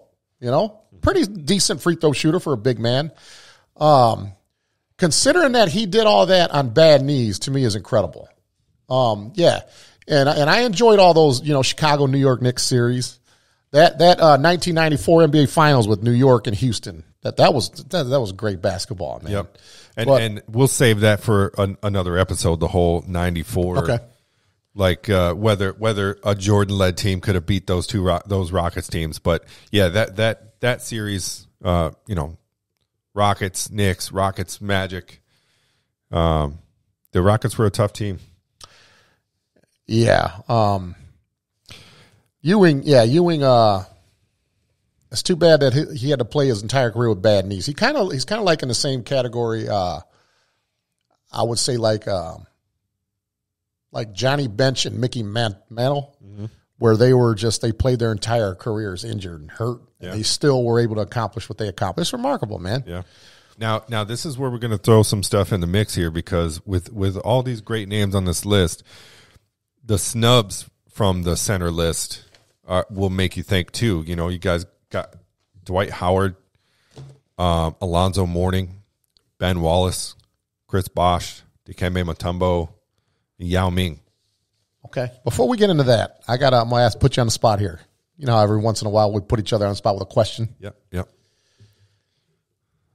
Which I seem to always fail at. Oh. It's not that. Just what's up? It's not your fault. You don't know what I know. No. I'm just kidding. Wilt Chamberlain and Wes Unseld. Okay. What have they done that no other player in NBA history has done? Oh, man. I never know these. What have they done that? Yep. It's never happened. Only those two did it. Well, I think it's got to be something maybe combining, like, I don't know, rebounds, points, or steals, or something like that. What is it? These are the only two players in history that have won Rookie of the Year and MVP in the same season. Rookie of the Year and MVP in the same season? And yes. So I think it was 68 for Wes Unseld. Yeah, he was Rookie of the Year and MVP. And then when Wilt was a rookie, he did the same thing. He was an MVP and Rookie of the Year. Damn. Oh, those are the only two. Yep. Yeah, you wouldn't even think about that in today's NBA. having a Rookie of the Year winning MVP, right? I agree with you. Yeah, probably right. Moses Malone, man. I believe that he's still in the top 10 in both scoring and rebounding. I believe that he's still in the top 10 in both categories. I know he is in rebounding. I think you're right. But yeah, Moses Malone, another handful there. Yeah. Now, I don't know if he still holds, because he used to be in a category of his own also. I don't know if LeBron James has done it since then. I don't know. I would have to check. But I know up through up to like the year 2000. And like I said, Dan, we'll check it later to see if I'm right. But in 82, the 82 season, and 83 season, back-to-back years, played with Houston in 82, played with Philly in 83. At that time, he was the only player to win back-to-back MVPs with two different teams. That was the only time that happened. Yeah. I don't know if LeBron James has done that, but yeah, I know Moses Malone has. Okay. Yep. And then you got a guy like Robert Parrish, who was Chief, man. kind of underrated a little bit, maybe not talked about enough. Yeah. Let me see. I obviously wouldn't put him in the category of a Wilt, Kareem, Bill Russell, or Hakeem Olajuwon, but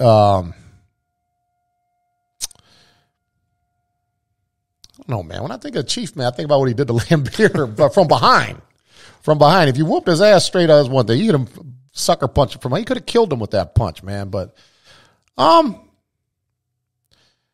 right. I don't know. Parrish. I mean, we know what Parrish was and what he did, but I don't know, man. I can't really campaign for him like I was Ewing, Olajuwon, and like Russell and all them. Right. And Wes Unseld. I can't. Right. Okay. So what about those names that were left off the list? What? Dwight Howard, let's see. Yeah. Dwight Howard, Yao Ming, Alonzo Mourning, Ben Wallace, Chris Bosh, Dikembe Mutombo. See, I would put Robert Parrish in like a Alonzo Mourning category. I would have had Mourning on this list here, but I would put like Robert Parrish like in a Pau Gasol, Dwight Howard, Mutombo category. Would you agree with that? Yeah. Yep. Oh, I forgot Pau Gasol. I didn't mention Pau Gasol too. But no, I mean, I think, I don't know. I think. I mean, because he won the championships, people are going to say he was better in Mourning and all that, but. No.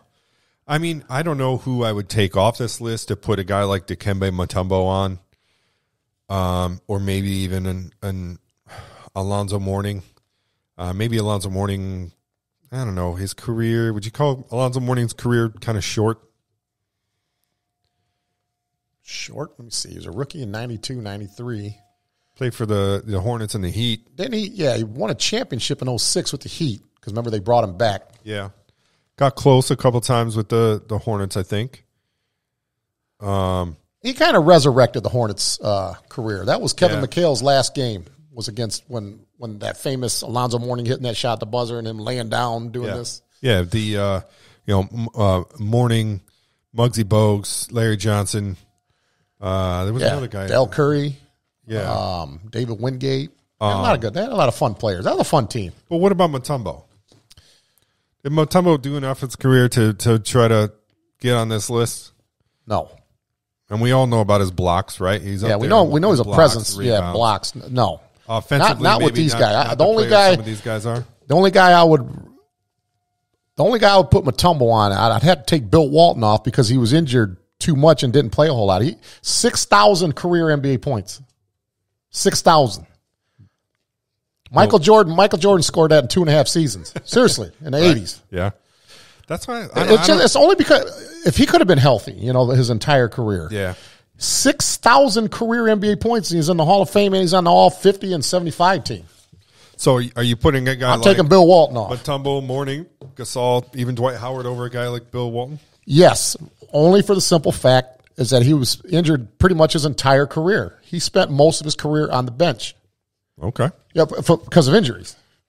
Okay. Durability has to account for something, man. Yeah. In my opinion. Yeah, I don't think any of the other guys. You ever do the mic and drill when you were a young basketball player? Probably. The mic and drill where you're underneath the basket. Oh yeah. I just you just keep rebounding. That was named after George Mikan. I just showed that to Mason recently. Yeah, that was named after George Mikan. Mikan, he's known for being like the first superstar in the league. And he won 4 championships with the Minneapolis Lakers in a 5-year stretch. He won 4 titles. So that's Mikan. Got to throw Mikan in there. Okay. Yeah, because I don't think any of these names, Mutombo, Mourning, well, Gasol, yes. Howard, he has now, but I mean, as far as winning championships, I think Dwight Howard won with the Lakers being, pretty much a bench player. Pau Gasol obviously won a couple championships with Kobe Bryant. Did Mourning win a championship with the Heat? Yeah, they brought him back in 2006 when they beat Dallas. Okay. He came off the bench. Him and Shaq were teammates. Well, Gary Payton was on that team too. Guess I was wrong. I think Mutombo's the only name on that list that hadn't won a championship. Now let's Nate Thurmond real quick. Played with the Golden State Warriors with Rick Barry. He was part of that 75 championship team. He was like the Mutombo of the 1970s as far as shot blocking goes. Mm-hmm. Except he was 100 times meaner than Mutombo. He played he had Mutombo's shot blocking ability, but he had James Harrison's mentality. Right. James Harrison that played for the Steelers. He had that mentality. That was Nate Thurmond. Okay. So, yeah. All right. Damn, that was tough. Tougher than I thought. That was a good discussion. Now you see, going back to this front page, right? If I said I'm going to take LeBron off here and put Larry Bird in, you don't have a problem with that, right? No. And it's a different team, right? Well, I still have Larry Bird right now, right here, where LeBron is. That might not be the case in a couple years. Right. Now, I think you just said it with Bird and LeBron, but other than that, any of these guys coming off this starting 5, Magic, Jordan, LeBron, Duncan, Kareem, are you making any substitutions? If we're going position by position, no. The best team. You talking about the other? I know, you hate that. The position by position, these guys are the GOATs. But you're talking about... Ain't that what we're basing it on? Yeah. Well, no, I mean, yeah. Now you got me confused. When you pick an all-time team, you're supposed to pick who's the GOAT at that position. Who cares about what kind of teammate they were? Yes. So that's the difference in the question that I asked. Because if I was going by that, I'd probably put Rodman instead of Duncan on there, or Kevin McHale. Okay. I might have, my center position, I'd probably have Hakeem instead of Jabbar. Right. So not talking about the GOATs, but if you're taking these guys and you want to say take these guys and take some guys off and make the best team, not the GOATs at these positions, that's the question I was trying to pose to you in the beginning. In my mind, that's why I'm taking LeBron off and putting someone like Bird or Durant or Pippen on that list instead of. I know. Let's move on. Oh, he's cringe every time I say Pippen. Let me ask you a question, man. Let me ask you something here. Now, Pippen was originally drafted by the Seattle Supersonics, and they traded him on that. I can't remember who they traded him for, but Olden Polonies. They traded him for Olden Polonies. Had that trade not happened and he stayed with Seattle, do we even know Scott? I mean, we would know who he is. I shouldn't say we ain't gonna know who he is, but are we talking about Scottie Pippen in a discussion like this? If he ain't a Bull, come on, man. I don't know. I mean, he was a good player. Even after Jordan left the team, he led that team. He led that team when he was gone to the Eastern Conference Finals after the last dance, after the 98 team. He led that team in points, and he kind of carried that team. Him and Kukoc, I believe. So I mean, Scottie Pippen is not. It's not like if he didn't play with Jordan, we wouldn't be talking about him on this list at all. We don't know that. I mean, because would he had developed with the Sonics? I mean, the Sonics had good teams back then, but they didn't have Michael Jordan on their team. But no, you don't. But that's a factor in a player's career is not all about their talent. Sometimes coaching, teammates, exterior influences. It all equates. It all adds to the recipe of a player's career. Now, he's been on quite the headlines lately. What do you think of some of the opinions Scotty's expressed about your man here? I don't like him.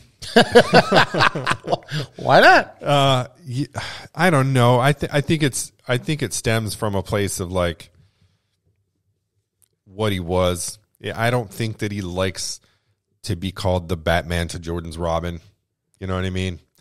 And I could see where, Scottie Pippen was a great player, but when all anybody ever talks about when people say Scottie Pippen, Michael Jordan's name follows, So I think he's kind of pissed off about that, maybe a little salty about how, Jordan and the documentary was all about Jordan and wasn't enough. It was like everybody was a side character. So I think that's where some of those comments are coming from, instead of just being appreciative and having Jordan's back. This is what I would say to Scottie right now. I'm not gonna talk trash. Just honest opinion here, okay? If you were Scottie Pippen right now, sitting next to me, okay, this is what I would say about that. I'd tell him, think about everything you accomplished in your NBA career. Think about those title runs you had with Chicago. Think about the places you have gone in this world, vacations you've taken. Think about stuff that your kids are able to experience that most kids can't, okay? Think about everything you have, your house, nice cars. He's still well-respected, despite what he's saying about Chicago and all that, Michael or whatever. Everything that you've done, experienced, everything that your kids get to experience, none of that would have happened if you didn't play alongside Michael Jordan, and that none of that would have been possible. You should never ever say anything bad about that man. Well, okay, and yeah. this is coming from a guy that don't even like Michael Jordan. Matter of fact, you know what I said about him last week. I respect Michael and all that, but I'm on the opposite side of the fence. I'm one of the rival fans, so I'm speaking like a fan. Okay. I never put Michael Jordan over on anything. I would tell Scottie Pippen, man, to say the things that you've been saying, and you know what?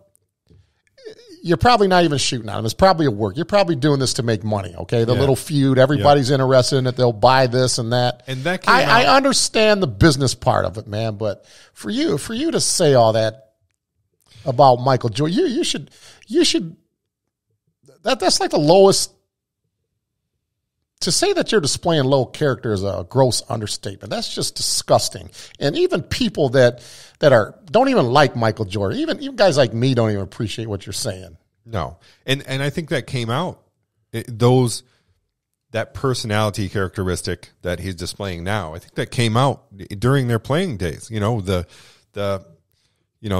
Game 7 migraine, the waiting till in 98, waiting till not getting the surgery in the offseason like you should have, but waiting till the season to get the surgery. The selfish things, I don't want to be Robin anymore. Or like, everybody's talking about Jordan, not everybody's talking about me. They came out then. So I think this is just, because it didn't come out. These things that he said didn't come out till after The Last Dance and everything came to light.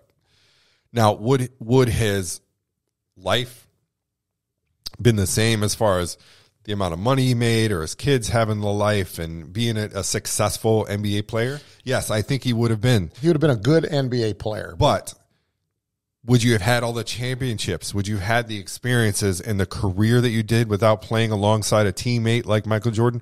No, probably not. It's like Emmitt Smith. Would Emmitt Smith had been a good running back or one of the great running backs if he played behind a different offensive line?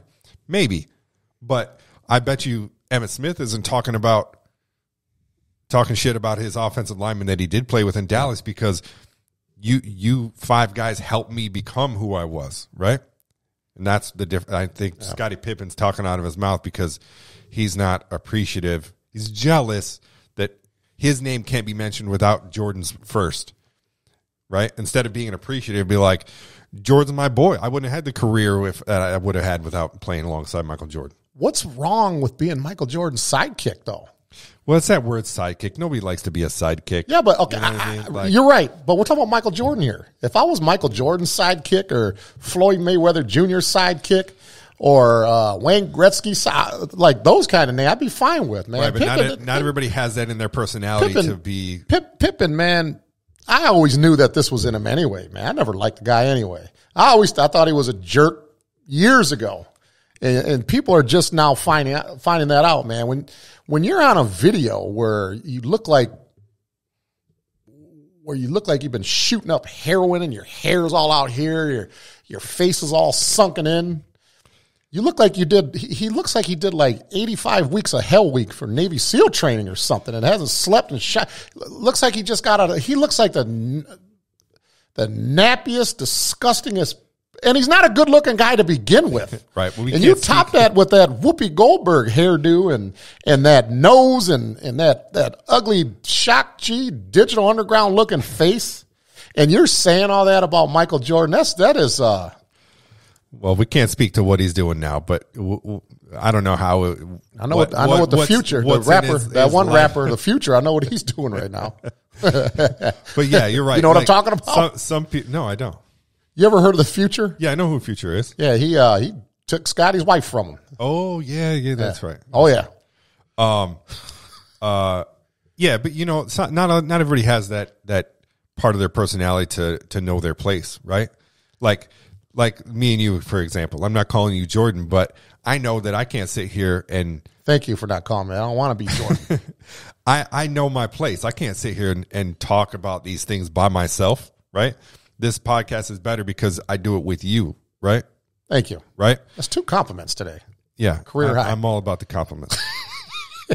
That's if Scottie Pippen had that mentality, like he wouldn't be Scottie Pippen should be like, when you're out at a bar with your friends and you got your buddy, and if someone comes fuck with your buddy, you don't even ask any questions. You start throwing punches, right? Yeah. That's how Scottie Pippen should be. So it would be like, okay, you give me a couple compliments today. So it would be like, let's say some big time billionaire producer seen our show and was a fan of it. Mm-hmm. And they say, I really like that Dan guy. I mean, he's got it. You sign a contract with them and you're making like Howard Stern money. Okay. And you're working with them. Okay. That would be like, you're doing a sports show, let's say 10 years from now. And, hey, Dan, any memories of Ray when you guys used to do that D-Sweet Nation show? Yeah, he thinks he knows a lot of sports. He don't really know what he thinks he does. He's making all that up. That would be like you saying that. Yeah. That's what Pippen's doing. That would be right the now. opposite of what I would do, I'd be like, no, there's no there's no me without Ray. But getting back to Pippen, though, Dan, you think about all the things I've said about Michael Jordan the last 2.5 years, okay? Now, I'm saying that what Pippen is saying is just total trash. And it looks worse. Everything he's saying is a reflection. It looks worse on him than it does Michael. Yeah, because it's the reasons why he's saying it. Like, why are you waiting till now to say it? You're only saying this now after the documentary come out, and you're not made to look in a very good light, right? Yeah. And it's that kind of mentality. It's the same thing with Shaq and Kobe. Shaq and Kobe couldn't work that out either. Shaq and Kobe could have went down as the great. You could be arguing, Jordan, Pippen, Scotty, Kobe, Shaq. If those two would have stayed together, how many championships would they have won? At least 2 more, 2 or 3 more, yeah. Because what? Shaq and Kobe won 2 together? 3 in a row. Together? Yep. Then how many Kobe win after that? 2, right? You could talk about if they would have stuck together, they could have won 6 championships. Yeah, maybe 7. We'll never know, but yeah, good argument. But has Michael responded to any of that Pippen stuff? No, he won't. Well, that's good. Good for him. I'm glad he does. Jordan's not that type. Good. Jordan doesn't do that. Pippen it ain't worth it, man. I'm glad he don't respond to that. Good for him. I'm glad you said that. Yeah. No, Jordan's not that type to respond to things like that. Well, he responds to Isaiah. He always says bad things about Isaiah. But no, we're talking about Pippen though. Yeah. But no, I'm good. I'm okay. I'm glad that's the answer. That's a classy way to go. Ain't even worth it. If that's his opinion, if I was Michael, I'd take it as a compliment. Yeah. Yep. Yeah, because he knows the truth. Yeah. Yeah. Pippen, man. All right.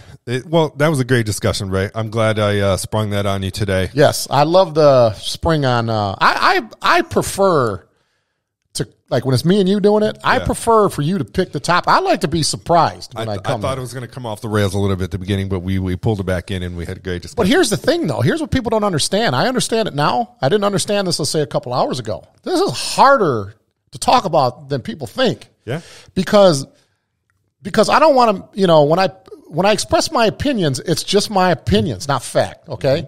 But there's so many different opinions on here. It's hard. You don't want to shortchange people. Right. So anything we said, I mean, Pippen would probably, no, not Pippen. I can't shortchange Pippen. I'm not shortchanging anybody that I didn't, if I pick like this guy over this guy, it's no disrespect to the other guy. It's just this list is so great. It makes it hard to make selections. And some of these lists are easy. Some of these groups of names were easy to determine, like this is the guy out of that list. But other groups, not so easy, hard. You know what I mean? You could look at point guard, you can say Magic Johnson. But you look at that center position, right, or the power forward position that we talked about. Yeah, it's not easy to pick a name out of that list. You know what I mean? Yeah. Surprised Dumars wasn't on. He wasn't even on your snub list. I mean, no, he wasn't. In doing research, he wasn't. He didn't come up much in guys that were that snubs that felt like these guys could have possibly been on that list. Yeah. I would have thought the Michael Jordan thing would have carried a little bit of weight. How Michael said Joe Dumars guarded him tougher than anybody, and Dumars has a Finals MVP under his belt, a few All-Star games. Dream Team 2, but yeah, just my opinion. But when you look at the shooting guards on here, I mean, it's hard to put Dumars in a group of those names. Could you imagine as good a player as he was? Could you imagine if Joe Dumars was trashing Isaiah verbally, like the way Pippen is doing now with Michael? Could you imagine, like if Joe Dumars was doing that? No. But now here's a question, and without extending this a little bit further, we talked about James Harden. Are you put Dumars on that list above Harden? No. Why not? We're talking about top 75 players? Yes. On this list of top 75, these shooting guards in here, would you put Dumars on here instead of Harden? I think that if we had more time, if I could examine that list of shooting guards, I'm sure there might be a player or two that I would take off, but Harden wouldn't be one of the guys I would take off for Dumars. All right. Well, that was great. Like to say, thanks for Ray for being a good sport with this topic. I sprung it on him last minute. I love it. If you have any comments, like there's a lot of names on this list, and we didn't get to talk about every single one of them. And that wasn't on purpose. We couldn't be here forever talking about every name on this list. So if you have comments about some of the names that we didn't mention or we did mention, leave them in the comments section. We'll try to respond to you and have a debate that way. But if you like what we do, like I say every week, hit that like button, hit subscribe if I could talk, and turn on notifications so you know when we drop a new video. But for Ray Ascencio, I want to say one thing to the people here. Yeah. As Dan and I were doing this list, and there's no way that if anybody that's watching this, you're not going to agree with everything we say, No.